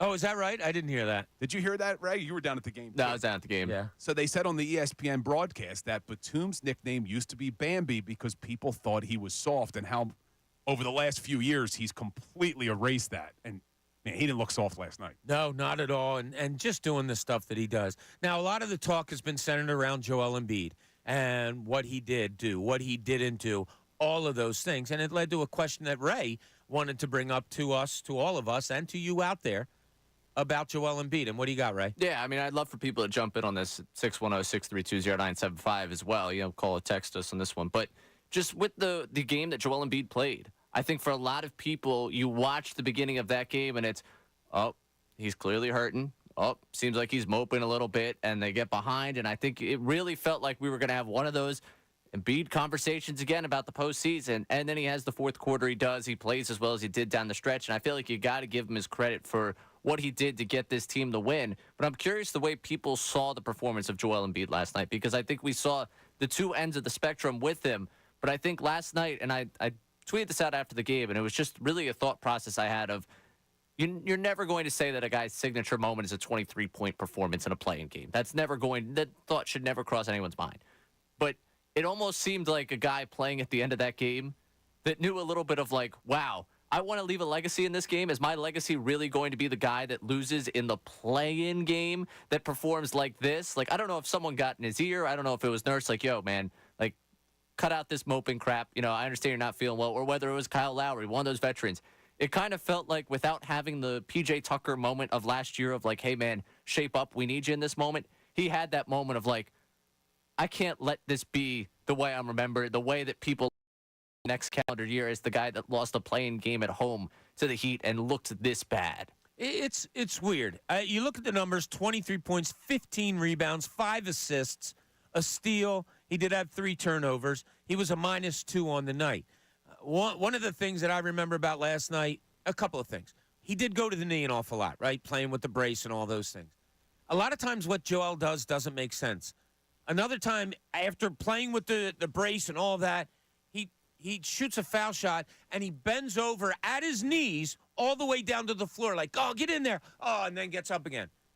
Okay, if your knee's hurting badly, that's not a movement that you're making voluntarily. So that's another thing. The other one was, there was a time, I believe the Sixers were going to shoot a foul shot, and he was hunched over, you know, the way you look holding your knees when you're really tired. And Batum went up to him and put his hand on his back and said something to him. And I was just assuming, he's like, you all right? You know, yeah, I'm okay. All right, come on, let's push it out. And gives him a pat on the back and walks down the floor.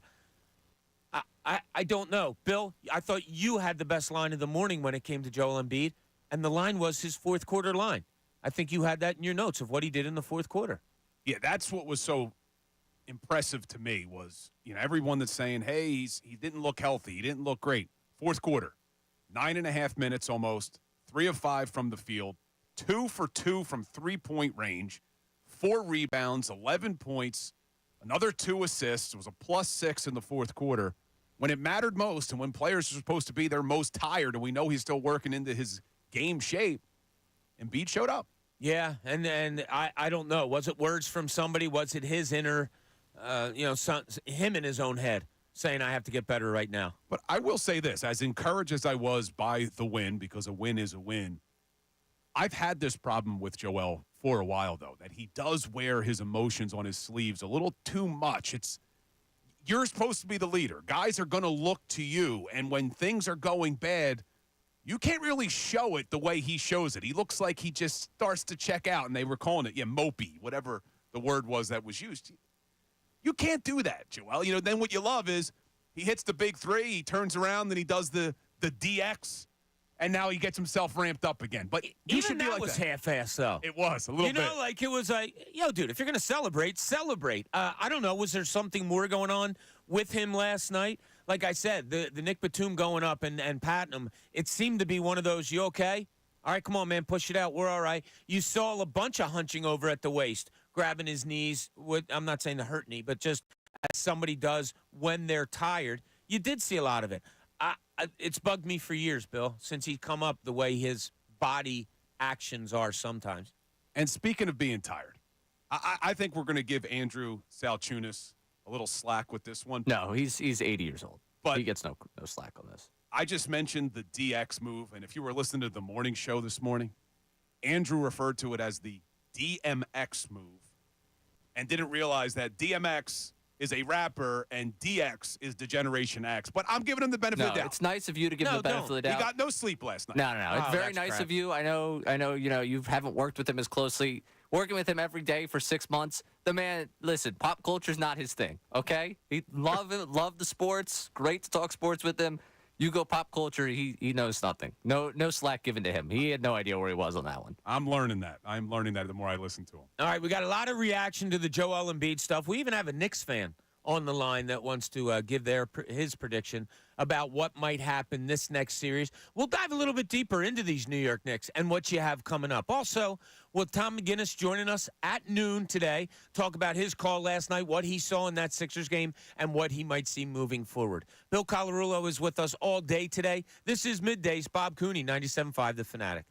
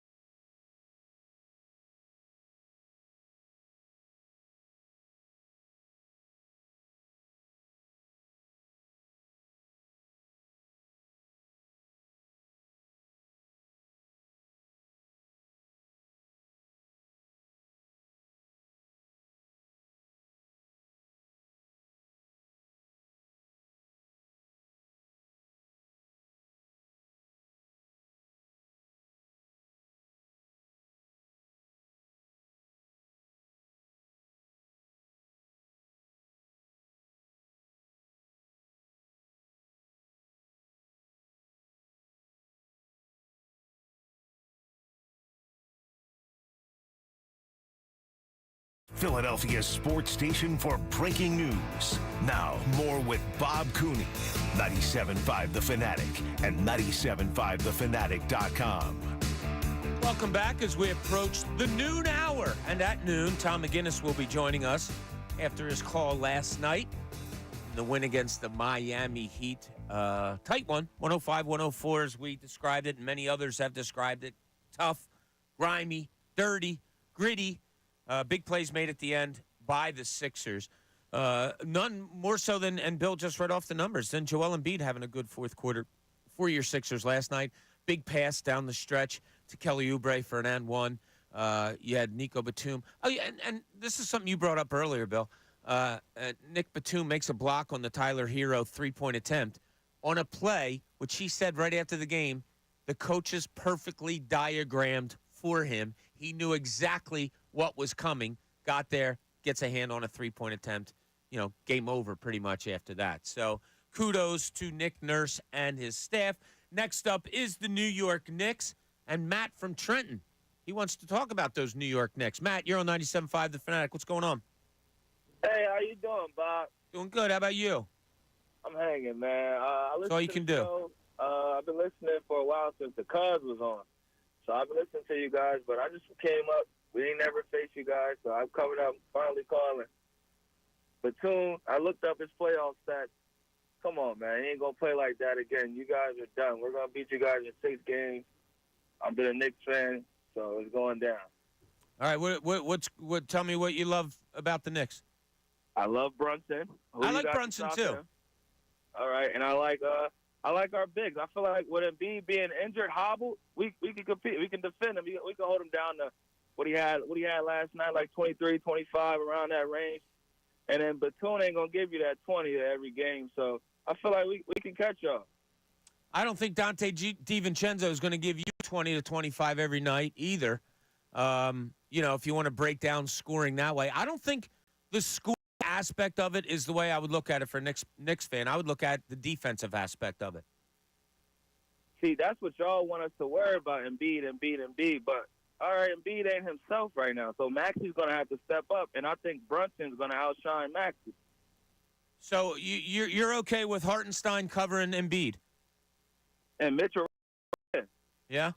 Okay. Yeah, I'm fine with that. I'm fine. I live with it. If Embiid can go ahead and get it, if no one else goes off, Embiid can go ahead and get 50.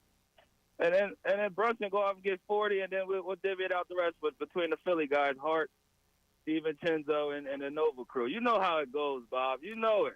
All right, we'll see how it plays out. Yeah, good luck to you, Matt. Appreciate it. All right, before you hang up, what's your prediction? How do you see the Sixers winning? How many games? I don't know. I didn't even say I had the Sixers winning the series yet. We haven't gotten into predictions, in all honesty, Matt.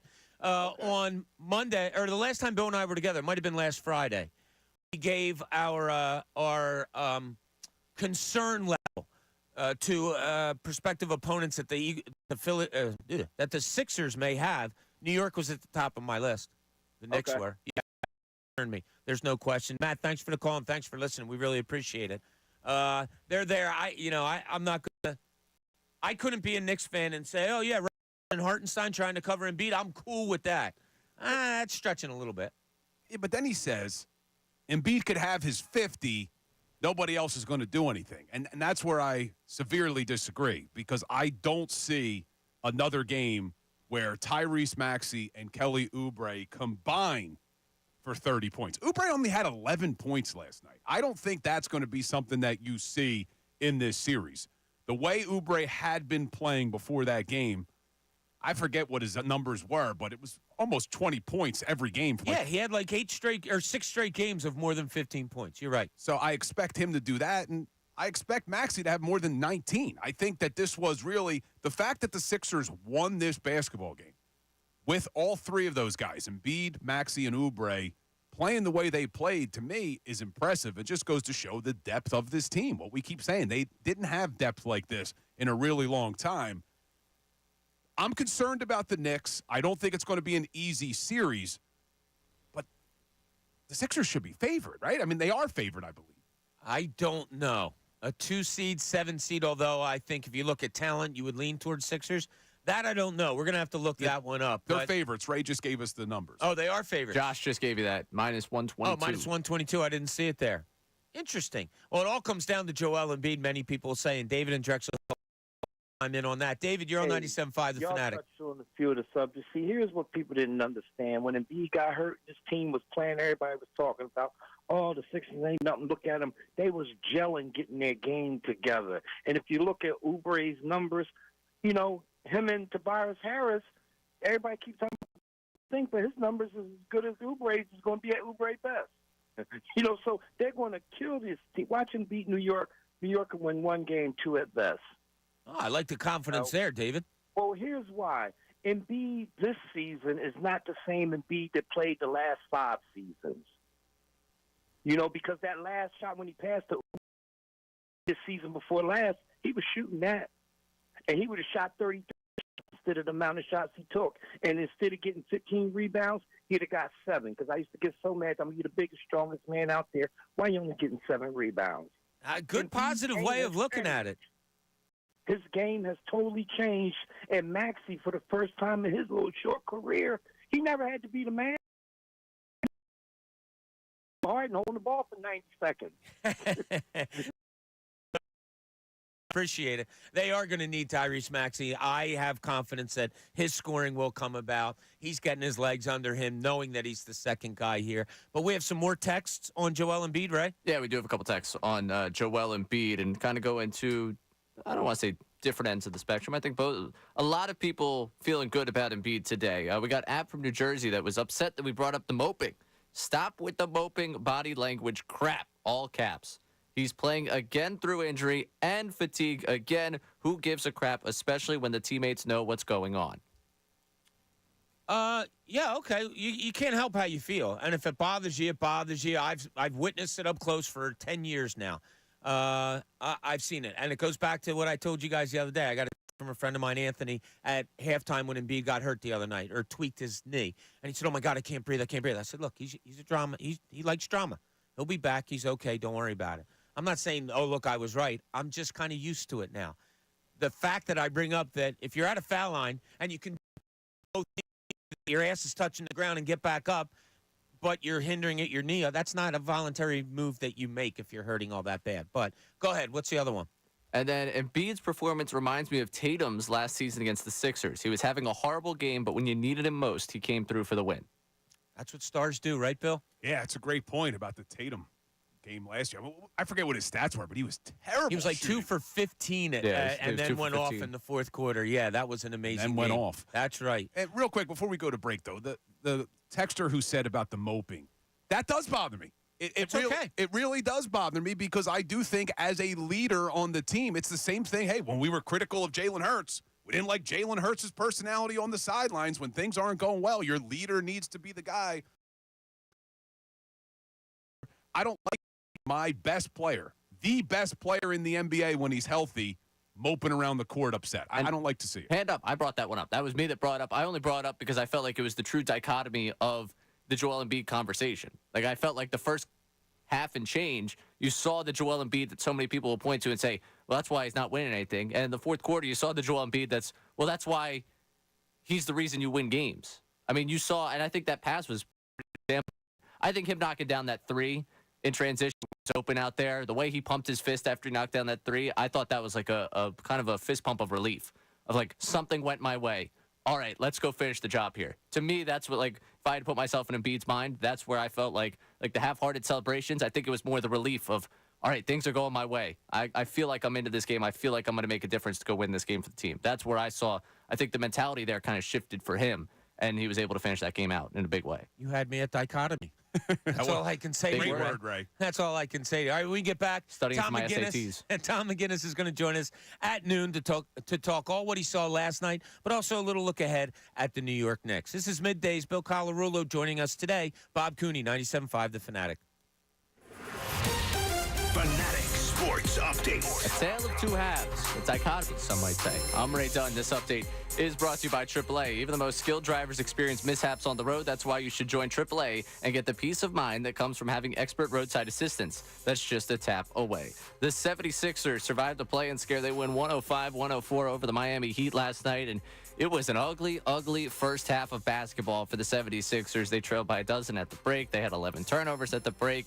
And then Nick Batum cemented his legacy in Philadelphia with a massive second half plays and a big three right here. Sixers really struggling at 34%. Batum fakes it, dribbles it, shoots a three, and good again. He is going to be remembered for this one. Nico Batum, 6 threes. And the man that made that call, Tom McGinnis, right here on these airwaves, will join this show coming up in the next segment at noon to talk all things 76ers and that big win last night. I'm sure it's going to come up Joel Embiid down the stretch and what he was able to do. He knocked down a big three, had a big assist, looked great late in that game to get the victory and get the matchup with the Knicks in round one of the NBA playoffs coming up Saturday at 6. Game 1, Sixers and Knicks. So the Phillies completed their sweep of the Rockies last night, 7-6. Nearly melted down, but hey, they got the win. They took care of business. They have a day off before a 3-game set with the White Sox. I'm Ray Dunn. Breaking sports news all day, every day is here. 97.5 The Fanatic and 97.5thefanatic.com. Hero for three and a tie. It's blocked by Batum. Nick Batum has done it all. The 76ers win over the Heat, 105-104. Batum fakes it, dribbles it, shoots a three. It's up.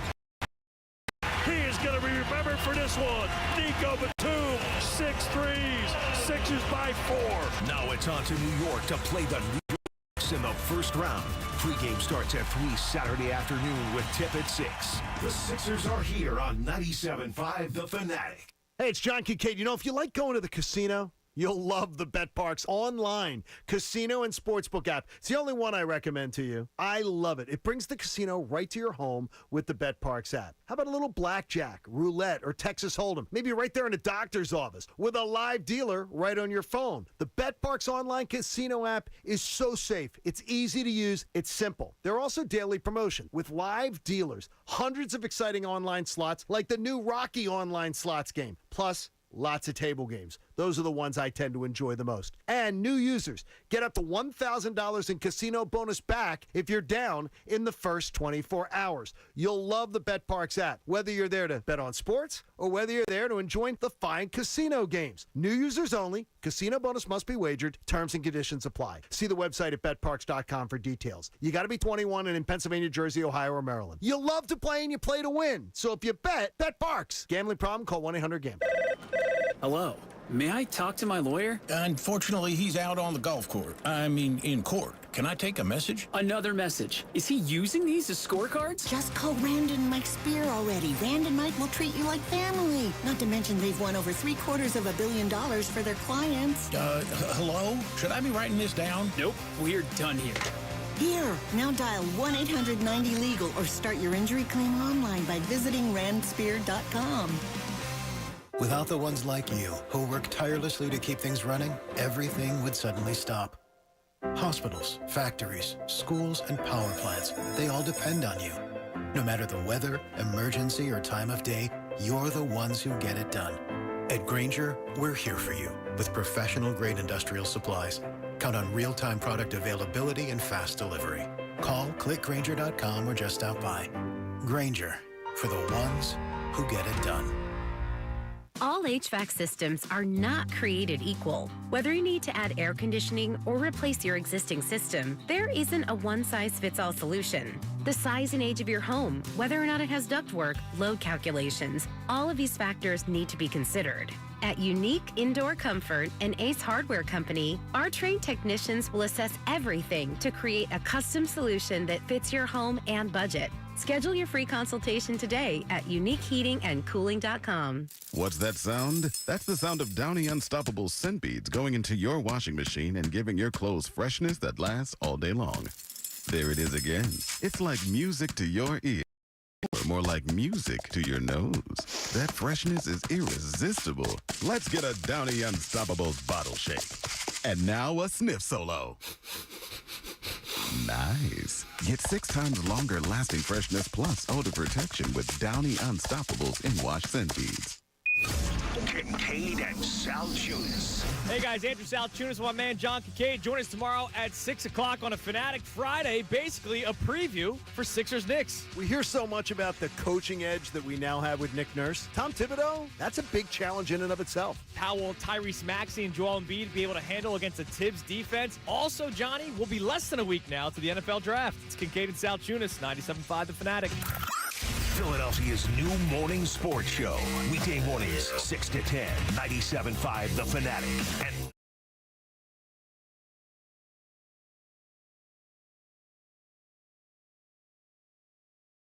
And in Philadelphia, a Beasley Media Group station, broadcasting live from the Comcast Business Studios, powering possibilities. 97.5 The Fanatic and 97.5thefanatic.com. Win $1,000 right now. 97.5 The Fanatic's signing bonus. That's right. Right now is your chance. $1,000 if you text the word Velvety. Velvety. V-E-L-V-E-T-Y. Velvety to 45911. Or you can enter it on the Fanatic app or at 975thefanatic.com. One winner selected at random will win $100 in this company, $1,000 in this company-wide contest. Winners will get a call from Beasley, so make sure you pick up the phone when they call. Complete rules are at 975thefanatic.com. 97.5 The Fanatic signing bonus is presented by Rand Spear, the accident lawyer. Demand Rand for justice. Please never text and drive. It's Velvety, V-E-L-V-E-T-Y, to 45911. And as always, good luck. Coming up at 2, the best show ever with Tyrone Johnson, Ricky Batalico, and Jen Scordo.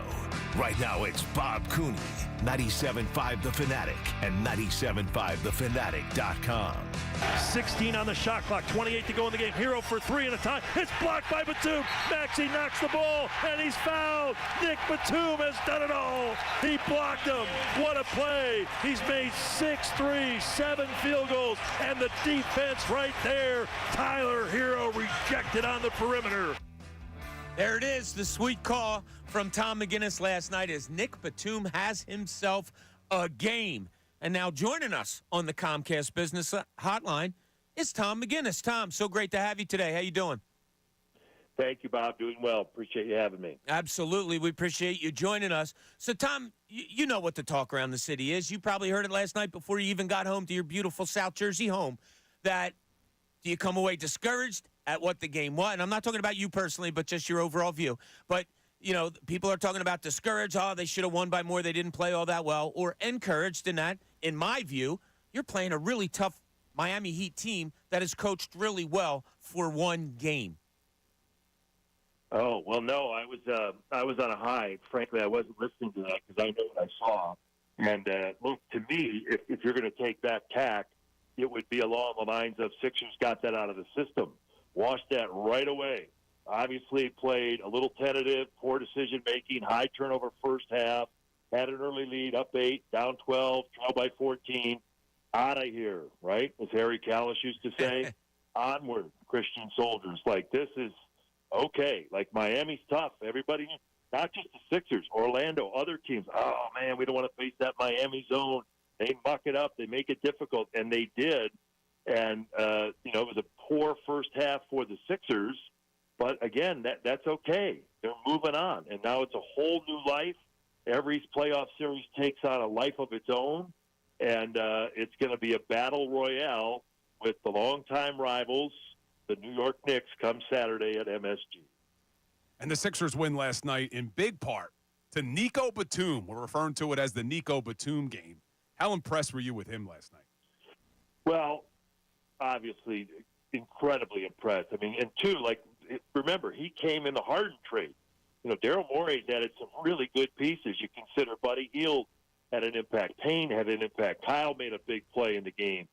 But just real quickly, the defensive play that we just heard, you know, after the game, Batum talked about the coaches, and again, video and the iPads and everything they do, they just showed him that play. He said after the game, I looked at that exact play a minute earlier. So our coaches spend so much time in preparation, and as Coach says, working on scheme. They just showed him what Hero does in that scenario. So he had anticipation, his incredible defensive instincts and prowess, and he makes the play of the game defensively with the block. Now, the shooting, I joked with him the other day after, the Sixers only played 2 home games amongst all that travel, in and out, and we were getting ready to leave. And as I was walking in with him to the plane where we get screened, and I said, and now, he's actually playing better than Klay Thompson, but you were like Klay Thompson. He had like 10 dribbles and made 5 threes in a game. He's got a really quick release, and, boy, he felt it last night. To me, he's become one of my favorite players. He does so many things, whether it's tip-out rebounds or the way he picks up 94 feet or full denial. He did a terrific job all around, but a record, for him, probably the best ever three-point shooting in a pivotal playoff game for his new team, the Sixers. Tom, much like the game, fans' reaction to Joel Embiid's play last night is, it differs. Just like since you and I have known each other, we're always going to talk about sports and see them in different ways at times. Some people are frustrated with the way Embiid played last night. We brought out his fourth quarter numbers, Bill did, as how good they were. What did you see from Embiid last night, and what do you see moving forward as far as his health and all that? Well, I think his health is fine, right? He's probably not 100% in that he had knee surgery about 2 months ago, but he's obviously, getting better as time would go on. My concern with Embiid is not necessarily about all that, although you have to worry, that he does stay healthy. The Sixers are due a little good fortune, knock wood. But and I think this crept in a little bit last night, that he tries to do too much, that he tries too hard. We'll borrow from the golf world. Like when you grip the club too hard, you're not going to make a fluid swing, right, with your natural motion. And I think Joel wants it so badly for he and his team, the city, the franchise, the fans, that, you need to let it go a little bit. But look how he made the one of the winning plays in the game, thrown over a double team to Oubre, who got a great seal on Jimmy Butler for a key three-point play. That's making the right play. He didn't shoot it well. At one point, he was 3 of 15. But again, it wasn't his best game. And then when you look at the totality, he had 19 points and 15 rebounds, 5 or 6 assists. He still impacted the game in a huge way. And he could be better than that. Typically, he's got 15 points in the opening quarter. But he made his free throws down the stretch. He makes that trail three. He did a lot of winning things. If the Sixers are going to really excel like they hope to do in the playoffs, Maxey and Embiid have got to carry them in the end. But they're not going to be perfect in every game. And obviously the opposition are really going to scheme towards them. But I think Embiid delivered down the stretch. And again, if you want to shake off the rust a little bit, that's fine, because he's going to be able to get after it. And Isaiah Hartenstein versus Joel Embiid, bring it on. And you just mentioned that the opponents are going to scheme against them. One of the things that Bob and I have been talking about is that Miami Heat zone, and we don't think the New York Knicks have the players capable of running the zone as effectively as the Heat did last night. What do you think is going to happen from a defensive perspective for the New York Knicks against the Sixers? Yeah, I just I have a hard time wrapping my head around Tibbs playing zone. His defense and Nurse's teams in years past made me think this way. And before we get to what they'll do with Joel, his defense in Chicago, it was almost like they were double teaming at every point, at every dribble, at every pass. And what it really is, when you break it down, is they're ready to help. They're playing off their – everybody is ready to – they're a step closer maybe than they would typically be, off their guy, ready to load to the ball. And they just that his defense is incredible, really good in terms of how they guard. Now, they might play zone. I don't remember the Knicks playing a lot of zone, but the Miami defense, the way they extended, and Maxey alluded to that they do it a little bit differently. We've always seen a 2-3 zone in the NBA, and really at every level up and down basketball, and that Miami tweaks it a little bit. To me, I thought it forced the Sixers out. First of all, they got late clock, which made it difficult, and then they weren't attacking toward the basket. They were going toward the sideline, and now you got somebody with 4 seconds on the shot clock, way out on the sideline. You're really limited. And so they really, not only did they turn it over a lot, but they were limited, with getting a good shot late like that.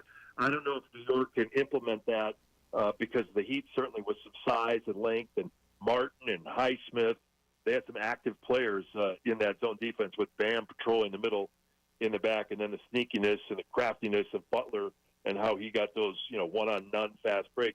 And to Coach's point, the Sixers' offense helped their defense in the second half. So I would think the Sixers would play better than zone. One of the ways you got to do it is get the ball into the middle, and they weren't really able to do that very often, other than that play that I was talking about with Embiid, because now that sucks in the defense, and about 7 feet is able to see over and make the pass. That leads to the pass, that leads to an open shot. So the thing is, the Sixers drilled against the zone every single day in the 3 days leading up to the game, and then for the whole entire season. That's not, you don't cram for the test and then pull it out one day later. You're working on that kind of thing all the time, and the preparation has been unbelievable. The execution in the first half wasn't there, but one thing's for sure, to answer your question, New York's defense will be very good. I mean, Thibodeau's as good as anybody's ever been in orchestrating a defense for his teams. Tom, last night we we're talking to Tom McGinnis on the Comcast Business Hotline, Sixers play-by-play man extraordinaire. But, Tom, last night you get Nick Batum gets 28 minutes off the bench, Buddy Hield 18. We know Paul Reed's always going to get his 10 to 15, when he's subbing in for Joel Embiid. But do you think that changes? Do you think rotation, this is what we're going to see for the playoffs, or do you think Nick Nurse, that was a Miami Heat rotation he went with last night? Well, I think things can always change, for sure. I thought Joel's stints were, in other words, like his rest periods were shorter, right? And that's where Coach said prior to the game, and I'll put air quotes, were like, throw everything out. In other words, they were going to minutes, like they were going to do whatever it took to win that game. And I would think almost the same thing holds in the playoff series. Like the genius of Nurse and these great coaches, including Spoelstra, including Thibodeau, is the ability to adjust in the game from timeout to timeout, at halftime, in the second half, all the time. So relative to rotations, I mean, he has shown he's not afraid to tap a guy on the shoulder and bring him in there and do what it takes, and even if it means sitting so-and-so to do it. So I don't know that we're going to see K.J. Martin and Ricky Council. I mean, traditionally over the years, because of the rhythm of a playoff series with no back-to-backs every other day, or in one case between games 2 and 3, there's actually 2 days in there, you can afford to play and shorten your rotation to 7 or 8.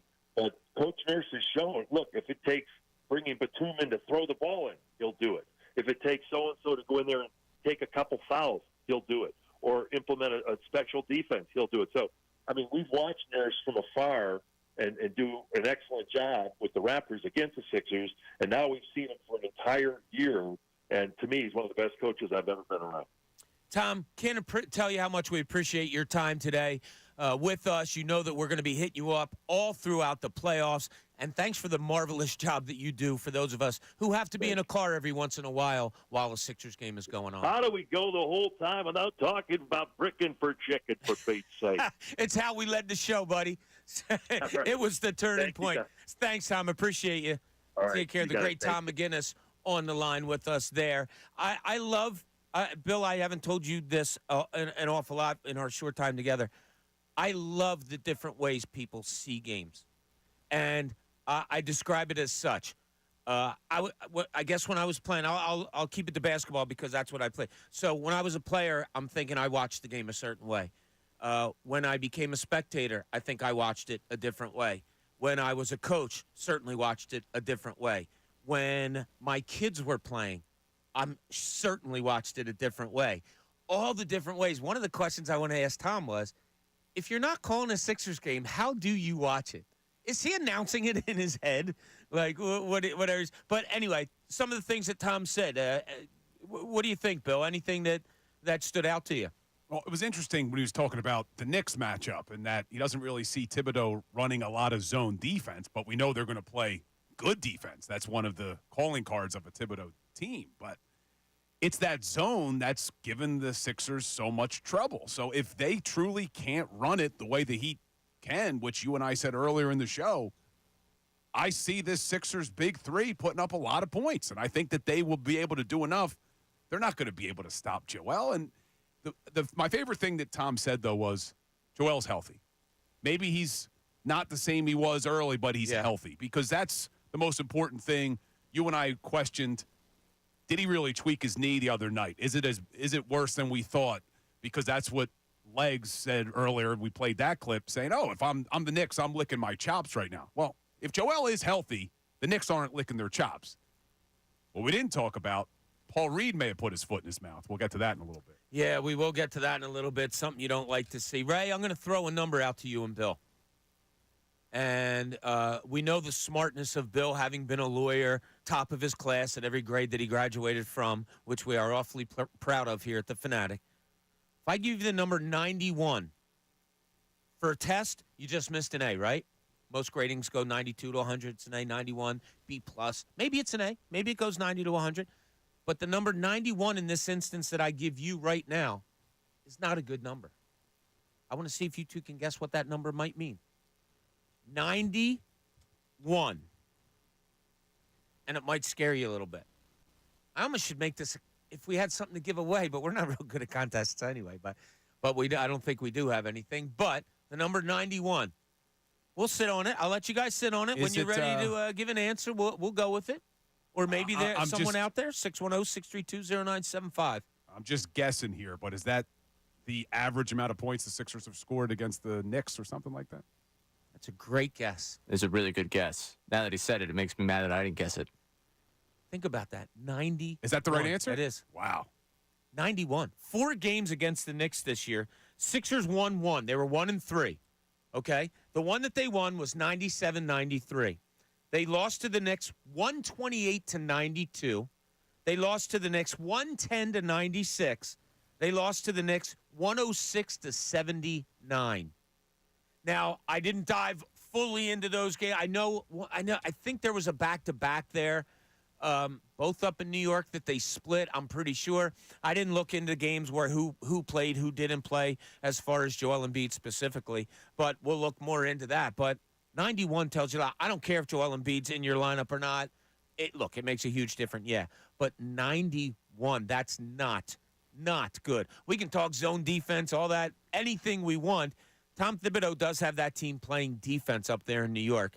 And as much as we want to talk about Jalen Brunson and all that, defense is always going to be first with Thibodeau. And talking to people throughout the league, when I was covering the league, he's a pain in the ass that way. And as I told you before, when I would go to summer leagues, specifically in Las Vegas, you always had clumps of people sitting together. You know, oh, here's the Philly contingent. Here's the referee contingent. Oh, there's the Atlanta, whatever.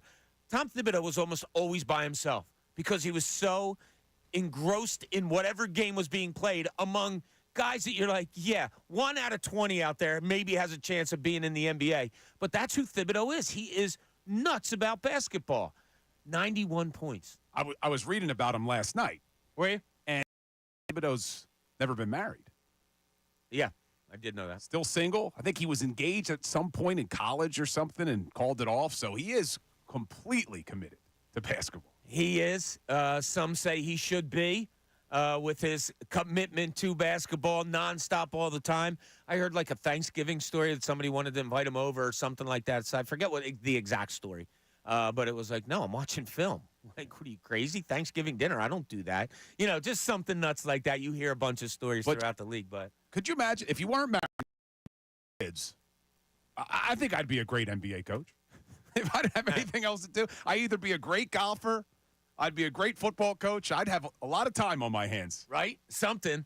Because there is a lot of time there when you don't have a wife and kids. But, Ray, you should know. Yeah, I was going to say. Yeah, Ray knows. You should become great at something, I'm trying. That's what I'm trying to do. Every day I show up, I'm like, you know what? That lack of wife and kids is really going to come in handy today at work. Oh, man. Okay, when we get back, we are 1 week away from the NFL draft. That is pretty cool. I hear people, Bill, another one of the things you're going to learn about me, I think it was somebody on the morning show, I can't believe the draft is only a week away.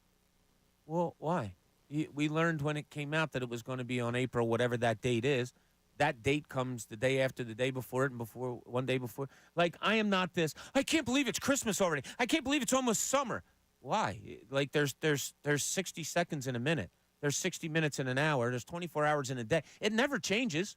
No, it doesn't. But I'm a little upset. I'm upset that the first night of the draft is Game 3 for It's- Sixers-Knicks. It's a 2 TV night for sure. So the good thing is, if the Eagles hold on to that pick, it'll probably come after the Sixers game is over, very much towards the end of it, I would assume. I don't know. Does it start at 8, the draft? We'll have to look into all that. Yeah, it's probably going to be right around third or fourth quarter. Yeah, so. But when we get back to it, we'll have to tell people what we're talking about with Paul Reed putting his foot in his mouth. Yeah, Paul Reed is foot in his mouth. At the top of the hour also, we're going to revisit what Tim Legler had to say about your Philadelphia 76ers, because guess what?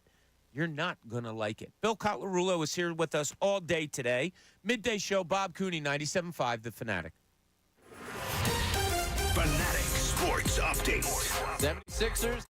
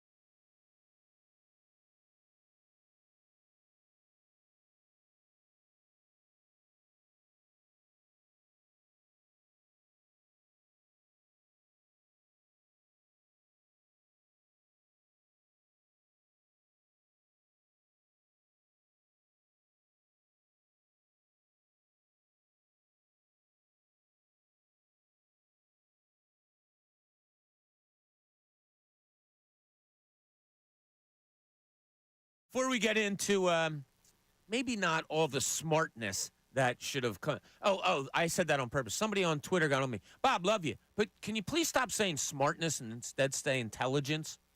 I didn't know that, like, smartness came out of my mouth all the time. But whatever. I'll try to be more intelligent. I appreciate that. Antoine in Philly, you're on 97.5 The Fanatic. Antoine, what's up? What's going on, Bob? How you feeling? What's up, fellas? Feel great. How about you? I'm good, man. Attaboy. I'm good. I just wanted to. I heard you say before the last break. You said that the fans we hate what Tim Legler said. Wait a sec. Oh, Tim Legler. Yeah, Tim Legler Right. had something to say. We're going to play it at the top of the hour. Yeah. You know why we don't like it? Because it's true. The truth hurts. Yes. The truth hurts, man. And I don't want to be negative, and I don't, but it just is what it is. I don't think he's healthy. I hear my man Bill keep saying, not just Bill, everybody's saying it, but if he's not healthy, I believe that game where he re-injured it or tweaked it, I think that game set him back. I think could be. I think he's dealing with some pain now. When he first came back, I believe he was cool. I believe he probably wasn't dealing with that much pain.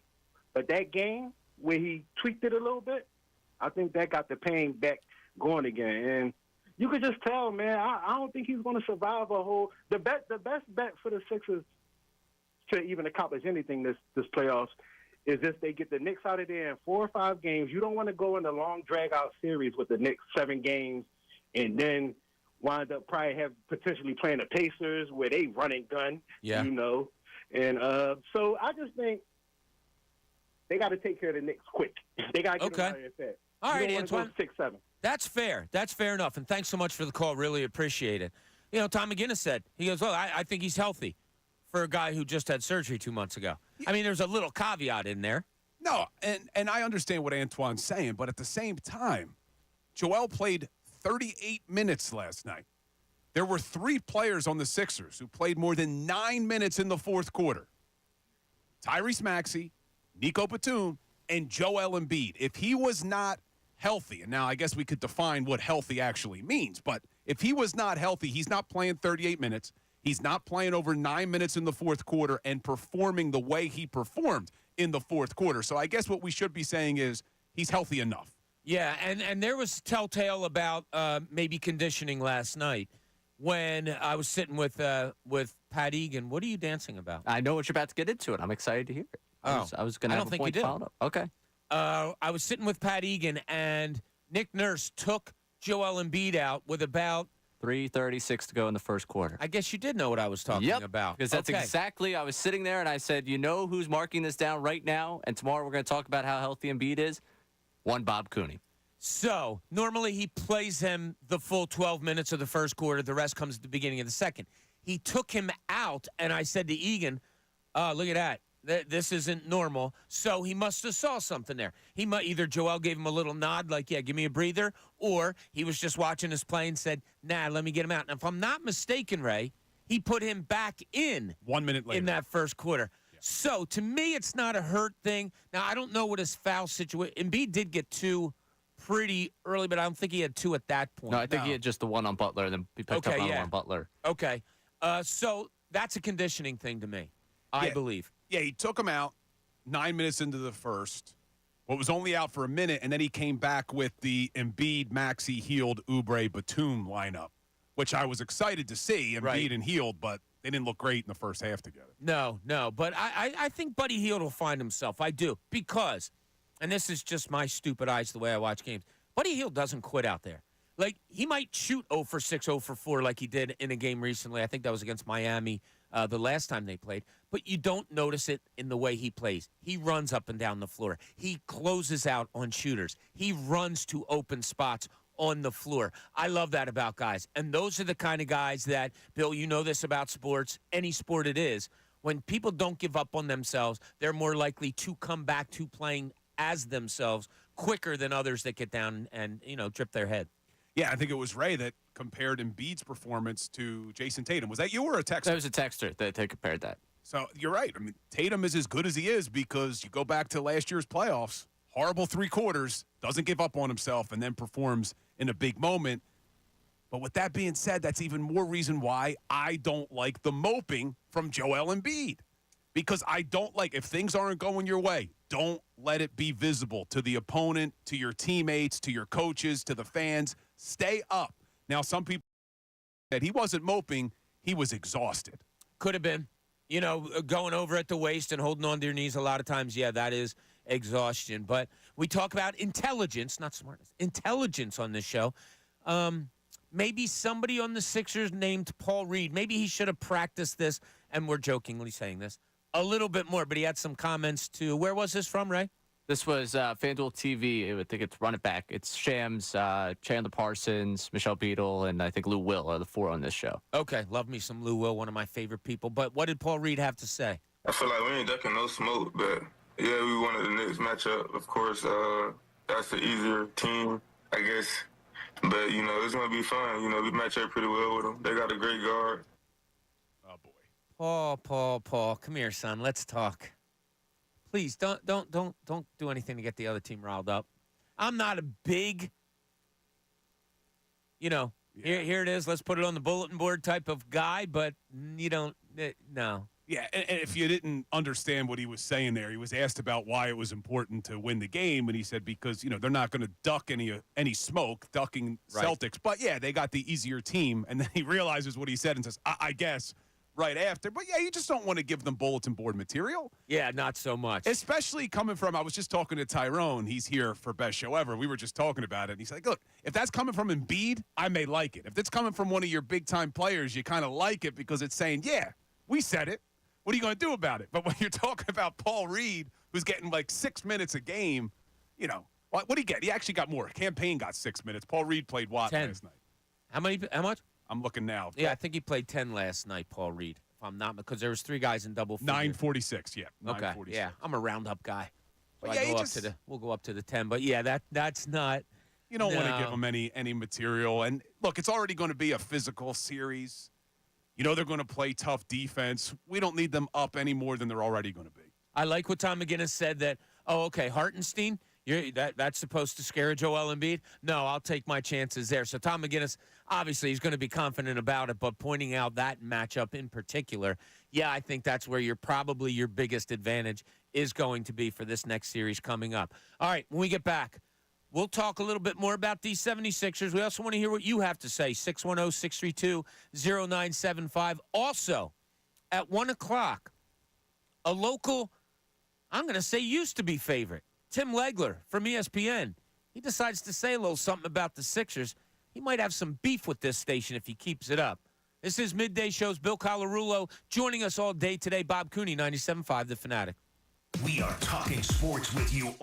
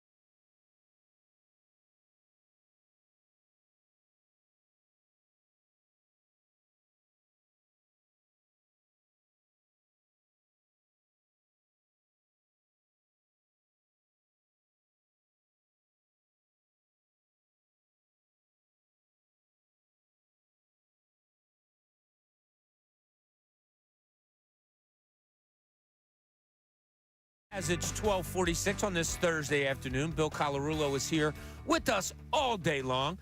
A day that's been dominated, obviously, by Sixers talk after that win over the Miami Heat last night, which is, I should say, being described in a whole lot of different ways. There's some people in our Twitter poll, I think, probably sums it up perfectly, Ray. So let's read what it is and what people have to say about it. Yeah, you can vote on it at 975 middays on Twitter. Are you more encouraged by the 76ers' ability to get the victory or discouraged by the way they fell behind last night? 68% of the people today are encouraged. Oh, good. By the comeback. 32% saying they're discouraged by the ugly play. As Bob would say, that's a lot of smartness on X today. Yes, I am being known as Bob Smartness Cooney on our YouTube channel. I saw that earlier today, which is cool.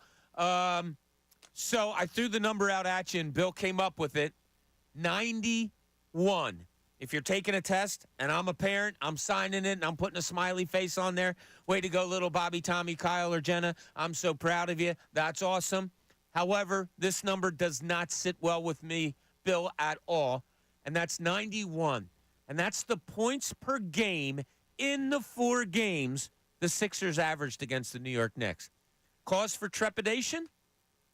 I think if the Sixers average 91 points in this series, they're going to lose the series. So, yeah, that would make me a little bit nervous. But I don't think, like you said, you didn't look deeper to see. Yeah, I will do that. How many Joel played. Kevin Cooney texted me. He says he thinks Joel Embiid missed both at MSG and played both here, one of which I believe. Sixers went 1-3 against the Knicks this year. Like I said, I'll dive deeper into it. But the 78-point game, was Embiid in that one? I don't know. I think he only played one against the Knicks. Yeah, it's amazing. I was just trying to get a little something. And I was thinking defense, and, oh, man, you're going up against the Knicks team that is also very good defensively. And I looked at some of this, and I'm like, wait a minute. What did they score again? So I marked them all down, and sure enough, 91 points, 364 points in 4 games that they played against the New York Knicks. That's if there's a number that's going to give you concern, you could talk about another team's three-point shooting or this and the 91 points a game is telltale. That's a Tom Thibodeau team. That's what they like to do. And, yeah, I said it last week to you, Bill, when you and I were together. The New York Knicks team gives me a little concern. They were up there on a scale of 1 to 5, 5 being the most concerned. I had them at a 4.5. I mostly went into the Jalen Brunson stuff, but 91 points a game is it's alarming. No, it definitely is. And I'm diving deeper into these numbers as I'm. Played one. No, Joel Embiid played one game? And okay. He did not play in either of the games where they only scored 79 points. So that skews the numbers a little bit.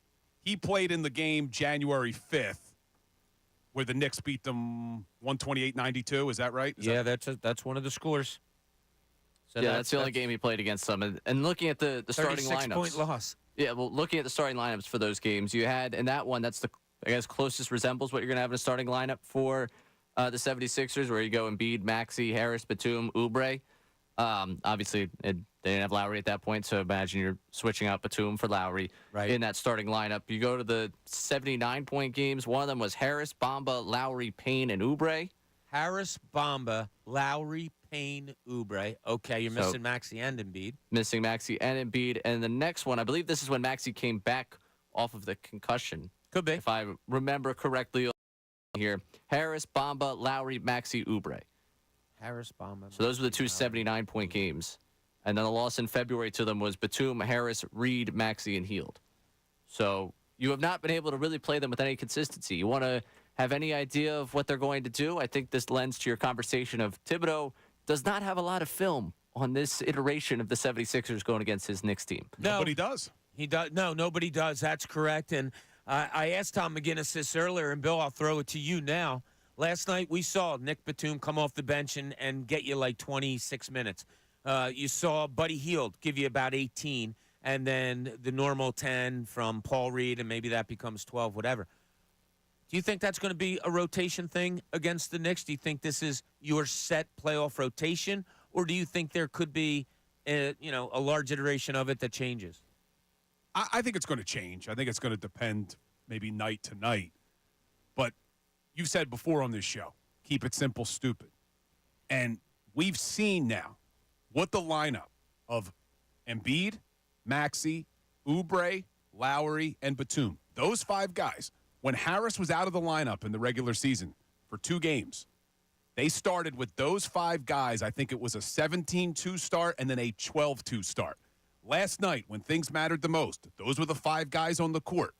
They pull out the victory against the Miami Heat. To me, keep it simple, stupid. Why aren't those the 5 guys that are going to be on the court a majority of the time? Might be.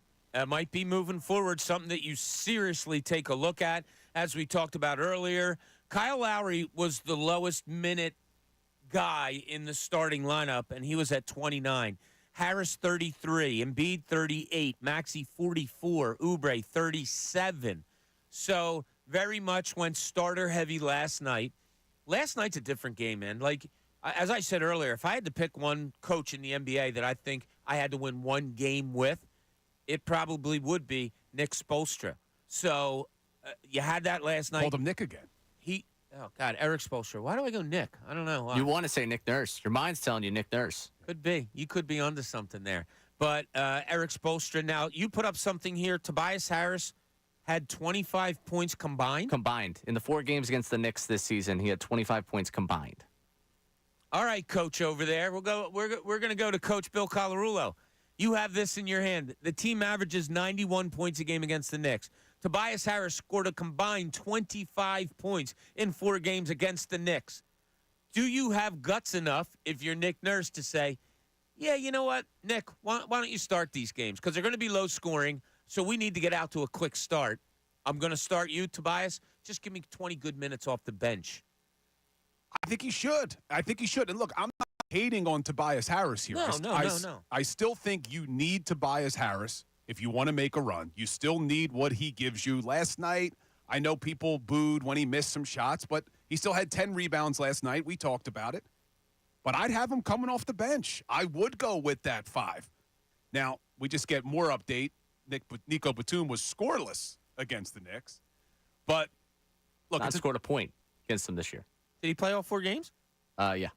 Yeah, he did not have a point. February, March 12th, he did not have a point. We'll take you back to the other game in March. He did not have a point. How many minutes? And he did not have a point in the game in January. Played 21 minutes the game in January, didn't score. Played 31 in the game, one of the March games, did not score.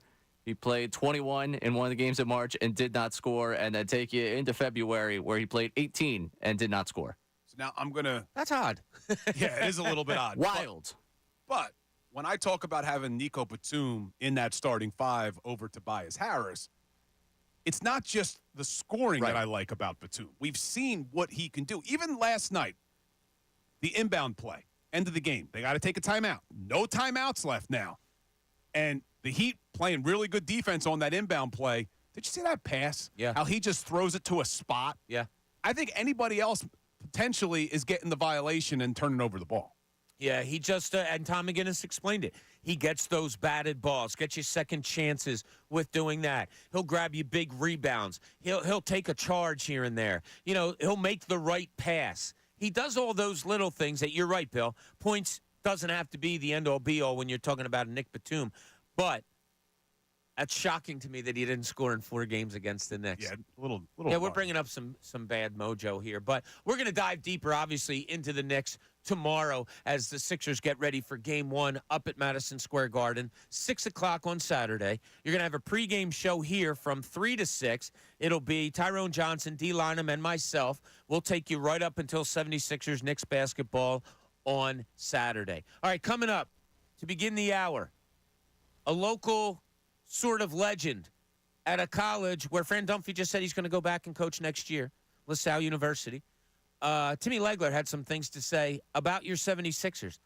I don't think you're going to like them. We're going to play them for you 1 o'clock. This is Midday Shows. Bill Colarulo is here with us for the rest of the day. This is Bob Cooney, 97.5, The Fanatic.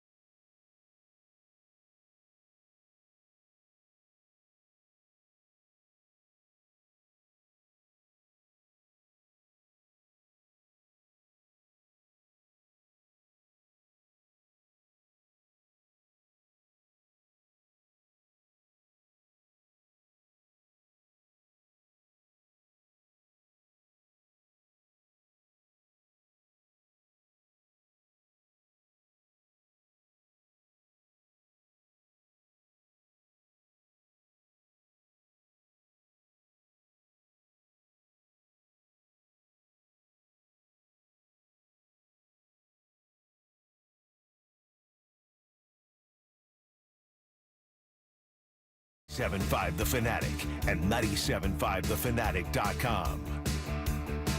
Welcome back. Got to tell you, 12 o'clock hour, it was brought to you by Service First Heating and Air Conditioning. Get 0% financing for 72 months and a $500 rebate when you purchase a complete heating and cooling system from Service First. Learn more at servicefirsthvac.com. So we got that going for us. You like my new outfit here, Bill? For you tubers? Where'd you get that? I stole it. Stole it from one of our salespeople's chair. He wasn't sitting there. I said, that's a nice item. I'm taking it so I can wear it on YouTube for a segment.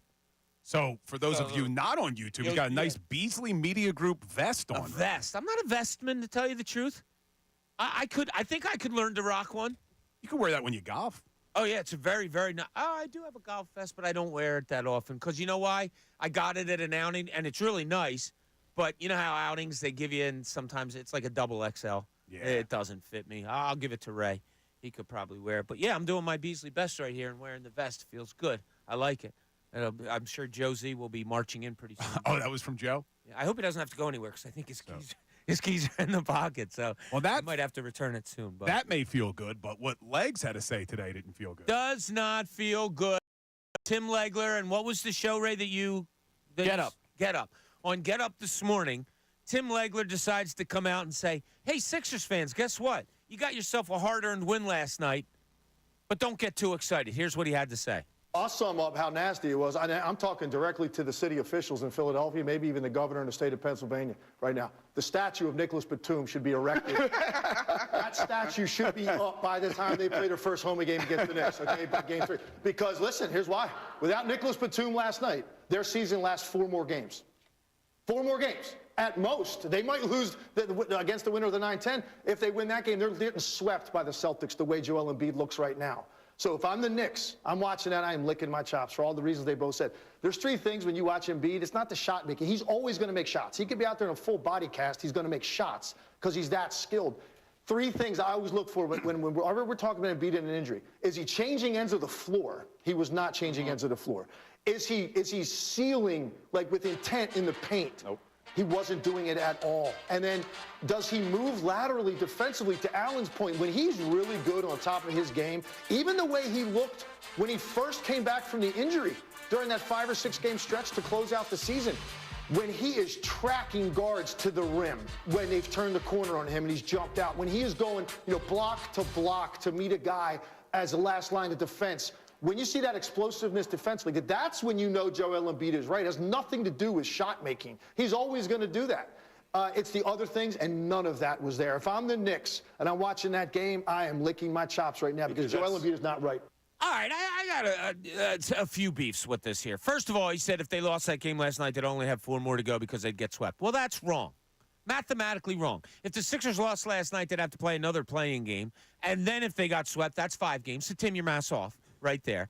I do think Joel Embiid had his legs back, and we talked about it on these very airwaves that when he did come back from injury, how much we appreciated his lateral movement. And I gave specifics on plays of where he was guarding a man, chesting up with a man, and when they dropped the ball off, he went back over to contend a shot. And the Nick Batum stuff, building a statue, I'm sorry, is this the first ever freaking NBA game where a guy came off the bench and got you 20 points? Like, what are we talking about here? It's not like the guy went for 65 or something. You had a guy come off the bench and give you a really good performance that helped you win a game. Is that an oddity in the NBA? No, it's not. And look, Legs knows a lot more about basketball than I do. So I love his takes. I do, too. I'm right there with you, Bill. I do, too. And I don't want to be too critical, but I just think this is a little bit over-exaggerating what we saw last night. I don't think Joel looked that bad. Did he look like Joel Embiid when he's dominating and putting up 70 points in a game? No, but he showed up when it mattered. In the fourth quarter, we've talked about his stat line. We've talked about the amount of minutes that he's played. And like you said, yeah, to say, hey, a statue for Nico Batum, yeah, it was a great game. We're calling it the Nico Batum game, tongue-in-cheek. But, yeah, it was 20 points. And we have seen Joel Embiid since he's come back from his knee injury. He did have 15 rebounds last night.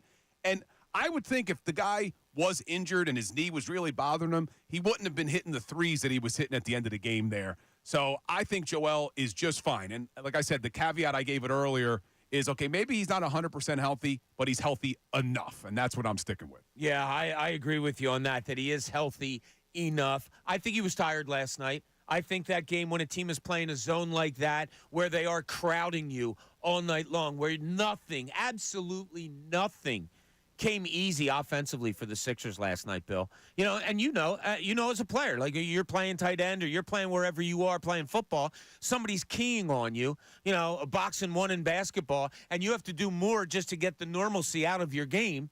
It takes a lot out of you. And I have a feeling that might have been just what happened to Joel Embiid last night.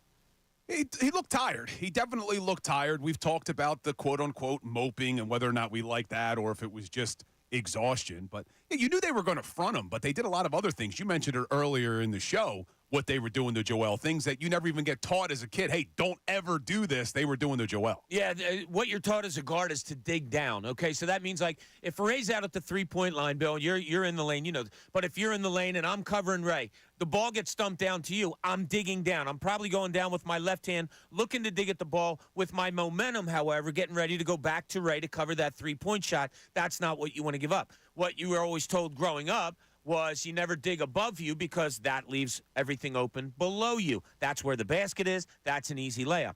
That happened last night on that play with Joel Embiid where he threw the ball to Oubre to get that three-point play late. They were concentrating on ball above them, and Embiid took very good advantage of it. So, your numbers, read them again if you don't mind. The fourth quarter numbers for Joel Embiid last night, Bill. So, number one, to me, most telling, played over 9 minutes in the fourth quarter. He shot 3 of 5 from the field, 2 of 2 from three-point range, 3 of 3 from the free throw line, had 4 rebounds, 2 of them were offensive rebounds, 2 assists, 11 points. He was a +6. In the fourth quarter, when it mattered most in a tight game, when he's still working himself back into game shape, that's all I need to see to feel good about the win last night. Yeah, I mean, you also talk about Kelly Oubre had 9 points for you in the fourth quarter. So just the numbers you read there, that's 20 points from your two guys right there. So the big three, Embiid, Maxey, and Oubre, they finished the night with 53 total points. 26 of them came in the fourth quarter between the three of them. Yeah, so that's what you like to see. I got some numbers earlier. Like, if I'd have told you yesterday the Sixers were going to shoot 42% from the floor against Miami, what would you think? And all of us said, yeah, okay, we could understand that. The Sixers scored 105 points in the game. Yeah, that's kind of what Miami holds you to. Like, there's a lot of things that went last night that if we'd have talked about it yesterday, we all would have agreed, okay, yeah, I can see that happening. The one thing that if I brought up to you and I said, Sixers going to score 66 points in a half, I don't think we all would have jumped on board with that. And that's what they did in the second half last night. And against a really good defense in the Miami Heat. I mean, that was an impressive second half. As bad as things looked in the first half, what they did in the second half should have all of us as Sixers fans excited about the future for this team in the playoff run. Not going to be easy. We'll get into the Knicks a lot tomorrow. It's going to be a physical game. We know they love to play defense under Thibodeau. But you got to feel good about what your Sixers were able to do last night. And me and Tyrone were talking at the break again about this. Look, when you watch sports, a lot of times there's a story to the game. And you can't just look at the final numbers or the final box score and say, hey, this guy didn't play well, this guy didn't play well. When you watch that game last night and you look at it from the entire story, start to finish, you have to feel good about what Joel Embiid specifically and the rest of that Sixers team did to get the win. In a one-game series, they got the win. It's what I love about sports. If the stars always perform to star level, if everything usually goes the way you envision it going, what fun is that? Like, sports, that's what's great about sports. I had a text this morning before I got in my car from my friend Joe, and he said, I'm a sports fan. Embiid didn't play well as everybody thought last night, nor did Maxey. They found a way to win. That's why I love sports. That's why I love watching sports, when people figure out ways to win, especially when they may not be at their best. Euro John is on the cell. He wants to bring up some nonsense. Euro John, what's going on, buddy? Hey, Bob, it's not real nonsense because I've been watching Embiid for years. And you're the only one, John. Right, I know. Basically, if you want to go down low, I've seen him make a hook shot, but he doesn't want to take the hook shot. He's made hook shots, but his go-to move basically is a face-up jumper from 17 feet. And guys like Horford and all these guys, they play him tight in the playoffs. and the hand is in his face a little tighter in the playoffs because guys don't want to get dribble drive and dunked on during the season and be on SportsCenter. But in the playoffs, they don't care because they're trying to win. So basically, he played great at the end, but he shot 6 for 17 because he's basically a face-up jump shooter when he has the size to dominate down low. Jokic's go-to move is a 6-foot hook shot. Is Jokic European? Yeah, he's European. There it is, John. Thanks for the call. Appreciate it. His European nonsense weighed on me ever since he told me one of his European players was going to average 20 in the league. You just watch. I forget the guy's name who played for the Orlando Magic. And I'm like, John, the guy's not a 5-point a game. The guy was out of the league like the next year. But I'm sorry. John, love you to death, but your basketball mind is warped. Well, everything he said, into the one phrase he said, he played great in the end. But he played great in the fourth quarter. Isn't that all we need? He played great in the end, and they won the game. Shot 3 for 5, hit 2 threes, 3 foul shots, had you 11 points in the fourth quarter. In a 1-point win, but that's a but. Yeah. I'm not being snotty here at all. John's outlook on basketball, I love that he's a basketball fan. I know John, but my God, how it slants towards just European play. Hook shots? Really? Going into a playoff against the New York Knicks, we're talking about Joel Embiid should develop a hook shot down low. Okay, whatever. So we'll just erase that from the. But anyway, the Legler stuff. Well, and Legler's talking about, hey, he's going to get his shots. He's going to get his points. He can score all the time hitting jump shots. But he's thinking that he doesn't look fully healthy to be able to go up and contest on the defensive side. He's not moving laterally well. All things that we did see from Joel before he tweaked his knee, maybe the second to last game in the regular season. But I didn't see it last night. I thought he looked tired. I did think the shots weren't falling early. Everybody wasn't playing that great in the first half, but I didn't look at it and say, Joel's not healthy. That wasn't what I took from it. No, and it's funny you say that, Bill, because it just came back into my mind. I'm a very forgetful person. Like I said to Ray during the break, hey, did I tell you that I texted such and such? He's like, yeah, we had this conversation last night. My wife right now is smiling, saying, yeah, it happens to me 24/7, that I forget things. Now I just forget what I was going to say. Oh, no. So last night I'm sitting next to Egan at the game, and we were lucky enough a friend of mine couldn't go. He texted me, so we were sitting like 10 rows up at midcourt. And one of the first times Embiid got the ball, he was up top of the key, a little bit to the left, and he did like a dribble drive off of a pump fake. And I said to Egan, I was like, my God, I at 5'11", wished in my career I would have been that quick off the dribble, getting to a basket. Here's guy 7'2", 280 pounds that's doing it. I, honest to God, said that to Pat Egan right as that play was occurring, not even thinking about injury, tiredness, or anything like that. So that's another reason that I think, yeah, it was tiredness that came into play last night. And that subbing in the first quarter that we talked about, where he took Embiid out for 1 minute and then put him back in. It wasn't, I watched him on the bench. There wasn't an adjustment to the thing on his leg or anything like that. It wasn't like a uniform thing that he had to take care of. No, I think he took him out because he was winded and then threw him back into the game. And did the same thing in the third, right? Very fast. Like, really, it was almost like, oh, Paul Reed's in the game. Oh, Paul Reed is no longer in the game. Embiid is right back there coming back. And I think I remember exactly what you're talking about because there were a couple of times where he settled for that jumper, and I was wondering, all right, is this going to be the time where he actually tries to take him? And I think that time it was Love came out on him.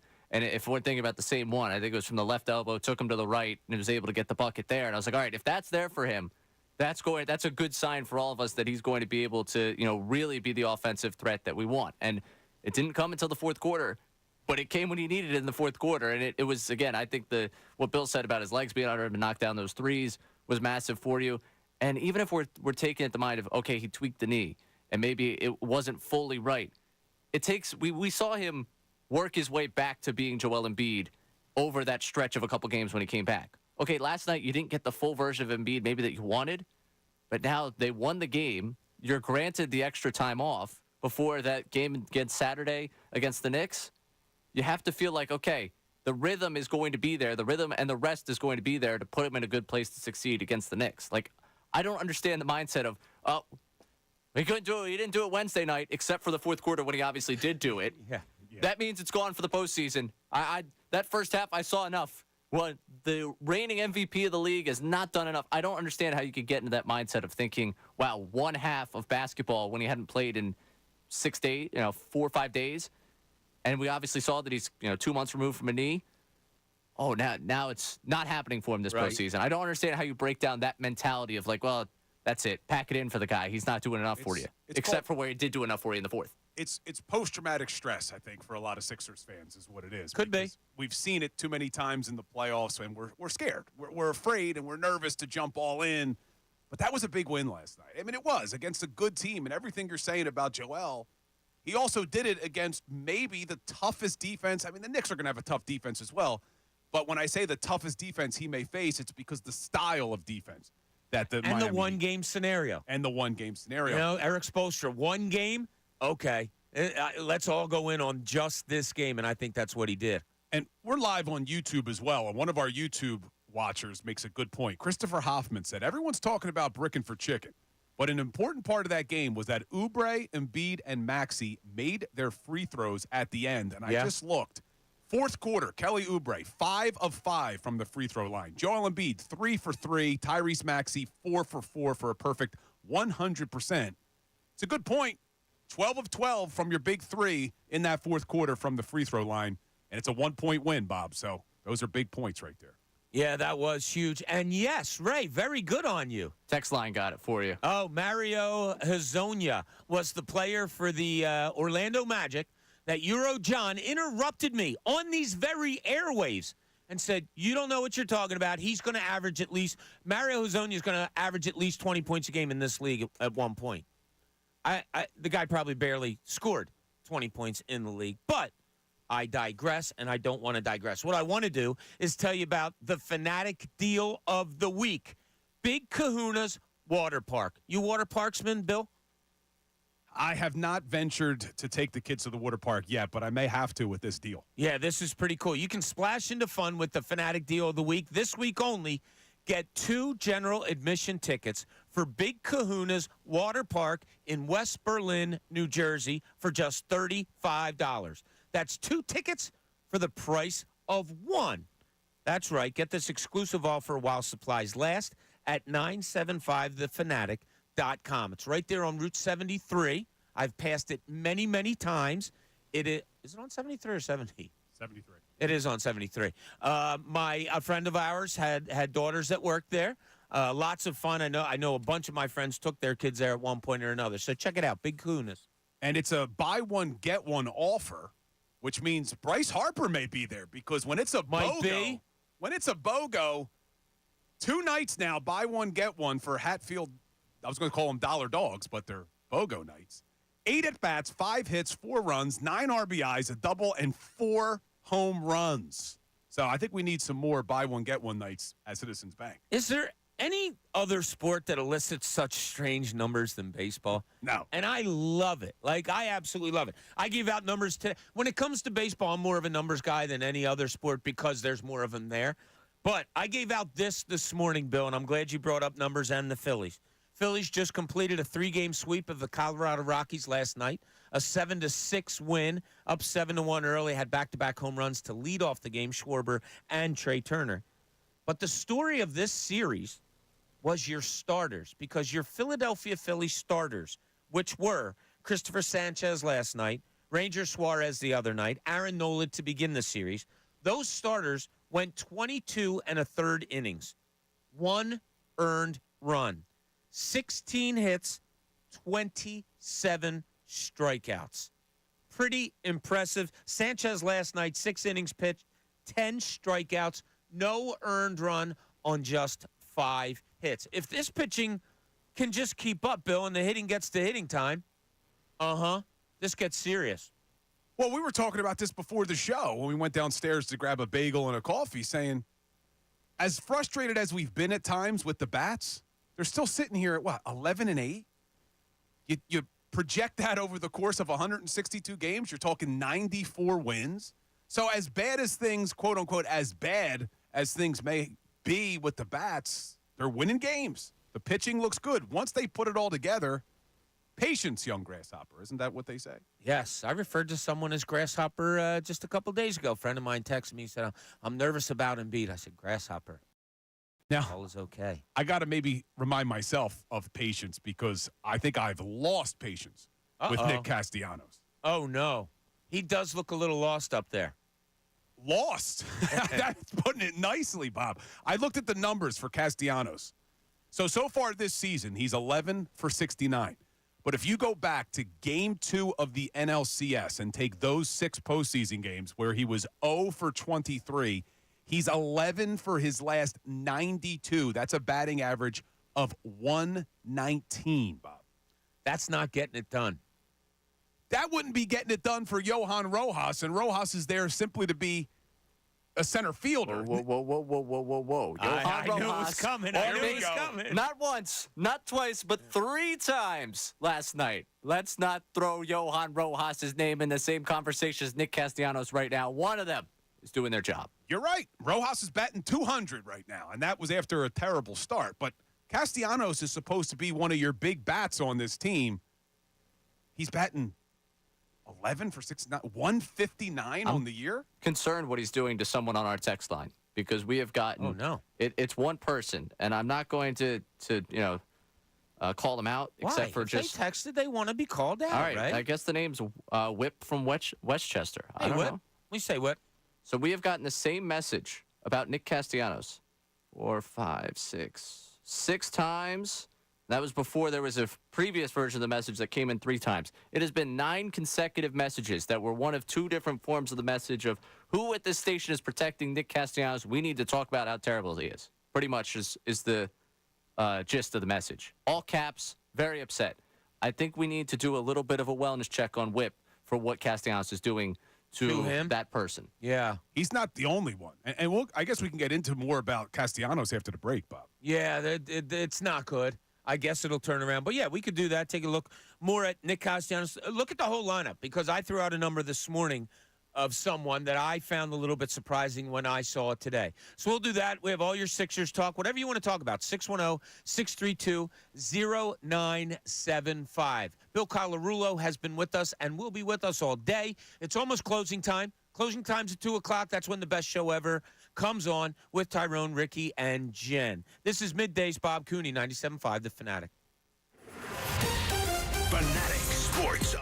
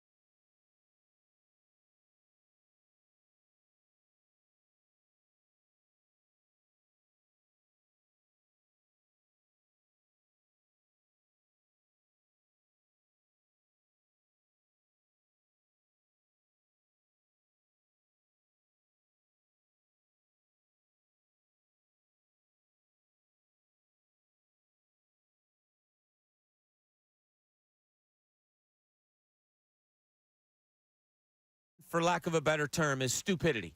If you make a stupid play, if in a situation you need to hold the ball for most of the 24-second shot clock and somebody just launches one up like 8 seconds into it. I can't stand that. And then laziness. And a couple of times last night, I found myself arguing with myself saying, was that lazy or was it stupid? And then I realized to myself, either way, you don't like the outcome, so don't worry about it. I'm not sure which is worse. Those little things at the beginning of the game kind of got to me last night. And it didn't overrule the game for me, but it was definitely on my mind. I wrote down one word: lackadaisical. Right here. There it is, That's what it was, because it was those types of things. I remember you saying it with Pat and D last night. You were talking about it. I think it was intangibles was the word that you were using with them. It's the small things that the Heat do. You are the better team coming into this game, but it's the things they do if you let them dictate the game with what they're able to do. And to me, I think Jimmy Butler had 4 steals in the first half. Like, he was jumping into passing lanes. If you were throwing a lazy pass, he was getting there. And he wasn't the only one with the Heat, but he's, of course, the one that sticks out in my brain, my dumb Sixers brain. But he had the 2 steals coming from behind with Embiid, and it was those types of things. I think they had a break where they actually missed the layup. There's 4 Miami Heat players there trying to get that offensive board. Yeah. There is 1 76er back. Yeah. Those types of things where I didn't feel like today we were going to be talking, we were going to talk about, obviously, Embiid and Maxey and how, they didn't have a great game. But it felt like so much of the conversation was going to be driven of, they just outplayed you. Like, they really did in that first half. It felt like you were outplayed up and down the floor because they just had a sense of urgency that wasn't there for the Sixers. Thank goodness, second half happened the way it did. Yeah, now, second half, I didn't feel that at all. No, not at all. I didn't. I didn't feel the lackadaisical is a great word. I didn't feel that in the second half. There was a sense of, and Bill, I think you're right. It came a little bit. I was surprised it wasn't there from the beginning. Was a little, okay, we got to go get it now. More of that in the second half. I would have loved to have seen it start the game out, but it didn't yesterday. No, and I said this earlier in the show that maybe the silver lining of the Sixers having to play in that play-in is this helped them realize that the playoffs are a different animal because there are a lot of guys on this team who maybe don't have the experience. Look, Kelly Oubre, he's played 18 playoff games, but the last one came in 2018. Hasn't been in the playoffs in a while. It's a different game. Right. Buddy Hield. Talked about it last week. Never played. He's played over 630 regular season games. Never played in a playoff game. Tyrese Maxey, he has playoff experience, but not being one of the stars, not being one of the main guys.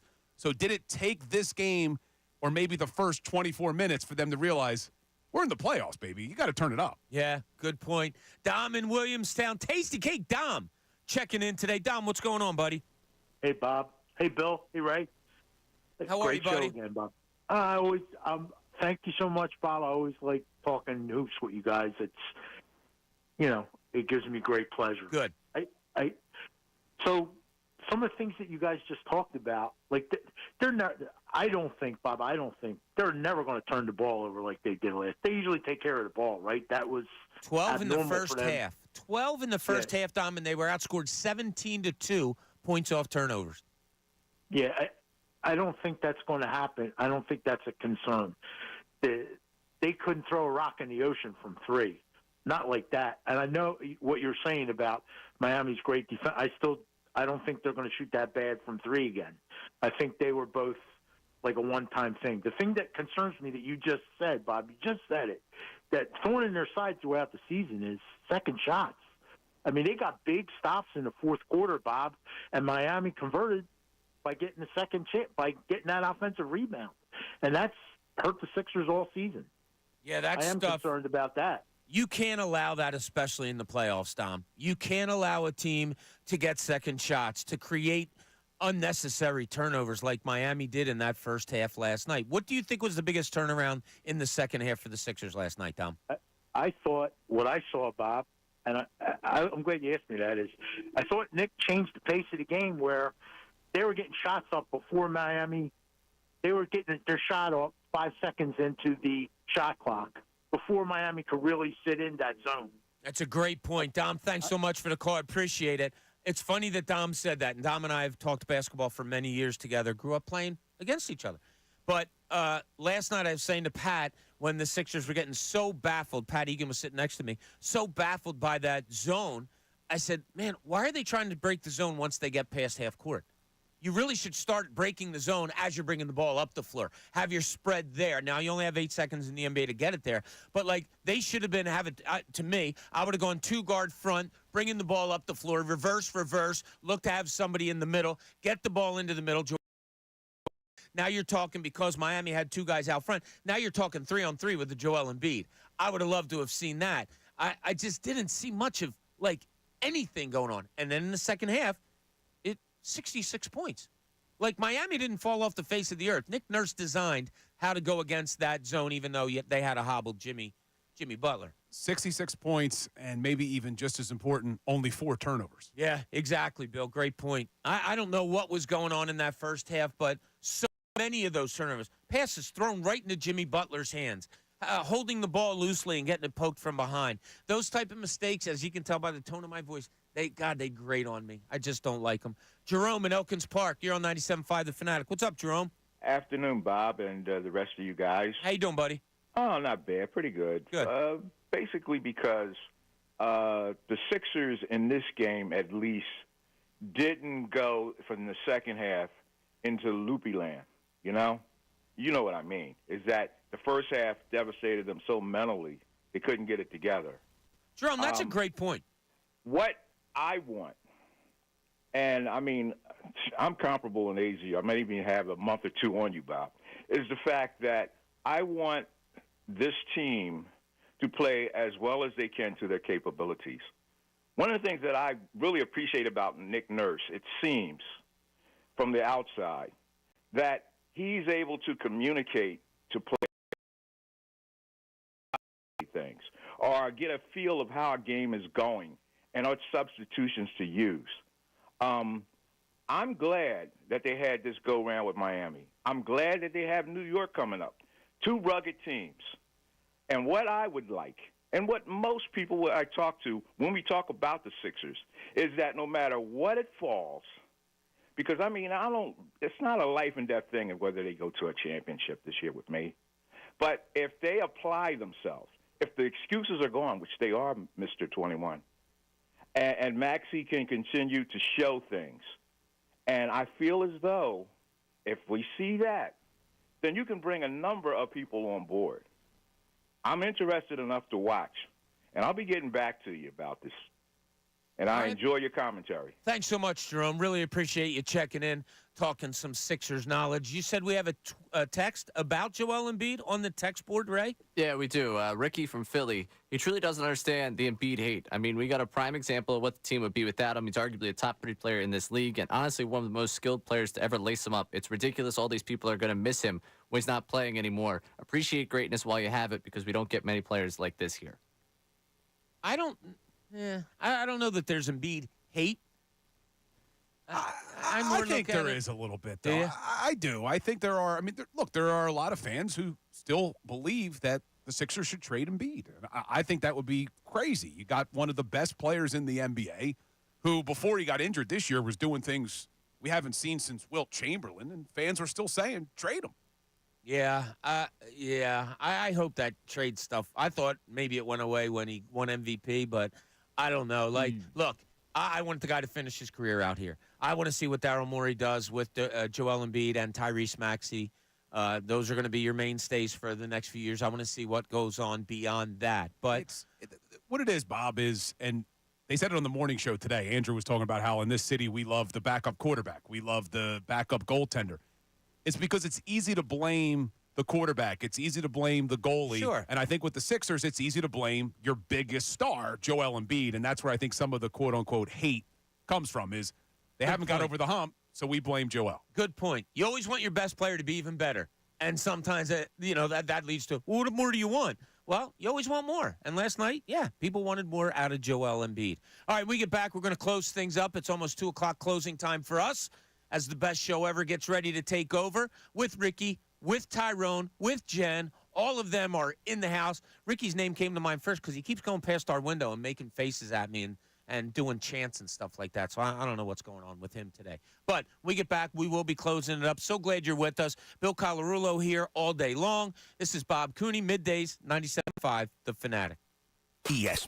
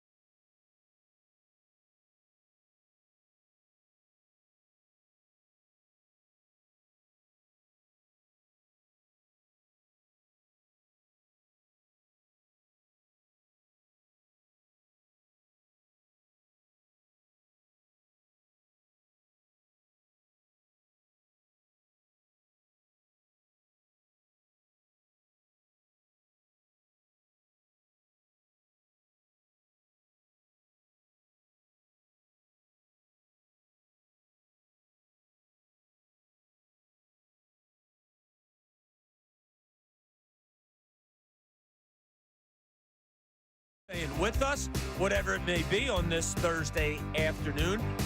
So we're getting ready to close things out. Tyrone, Ricky, and Jen will be joining you at 2 o'clock today. Jen had some problems getting in today because I guess the presidential motorcade went by on her travels in today. Oh, I didn't realize that was happening. Yeah, so Saturday I went out, Bill, with friends of mine that I used to work with at the Daily News, and I was driving home, got stuck behind. I'm like, what's going on here?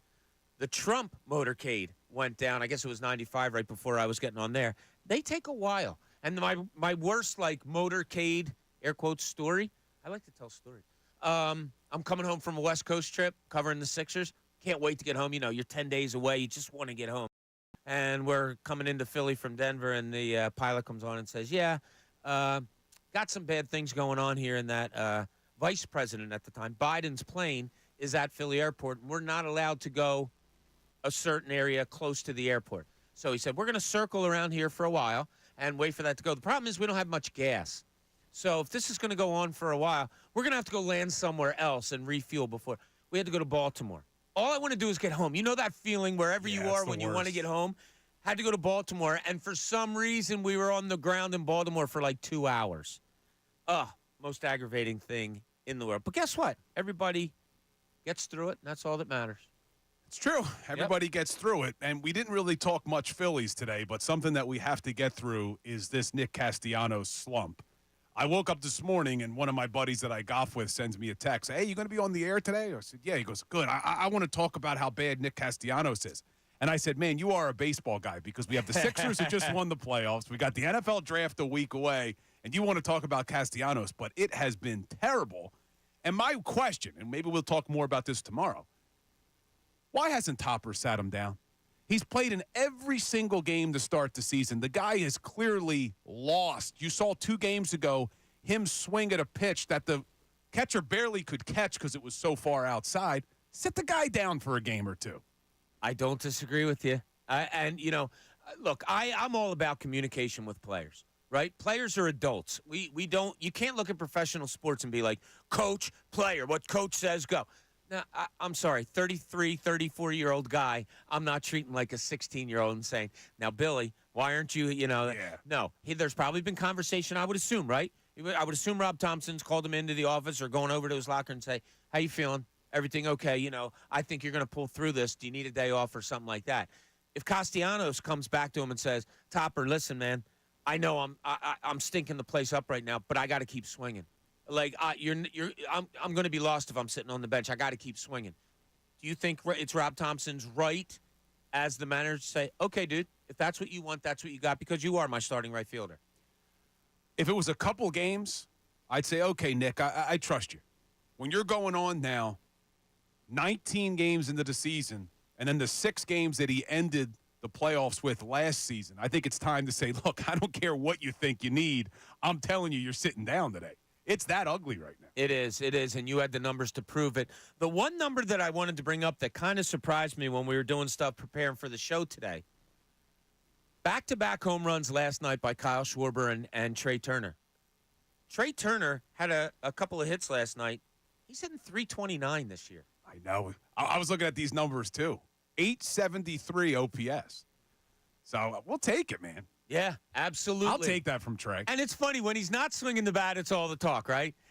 Trey Turner, come on, he's overrated. He can't play the field. Can't believe they paid that much money. Blah, blah, blah. He's hitting .329 now, looks really good up at the plate. Have we really heard his name at all from anybody over the last, week or so? Probably not. And you can tell when Trey Turner's on. When you see his swing up there when he's on, you can tell he's on. It's like Buddy Hield lining up for a 3. You know when it's going to go in.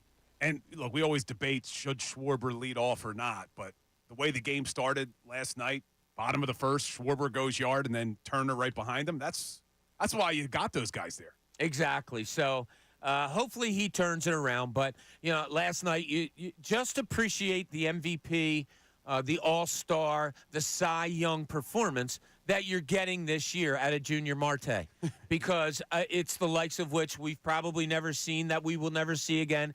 And being the adopted son of this show, it's special. You weren't here when we adopted him, Bill, so it's very special to the parents, me and Ray. And some of the listeners out there, if you think Bob's crazy, this is an ongoing thing with him and Ray. They love Junior Marte. We're not crazy.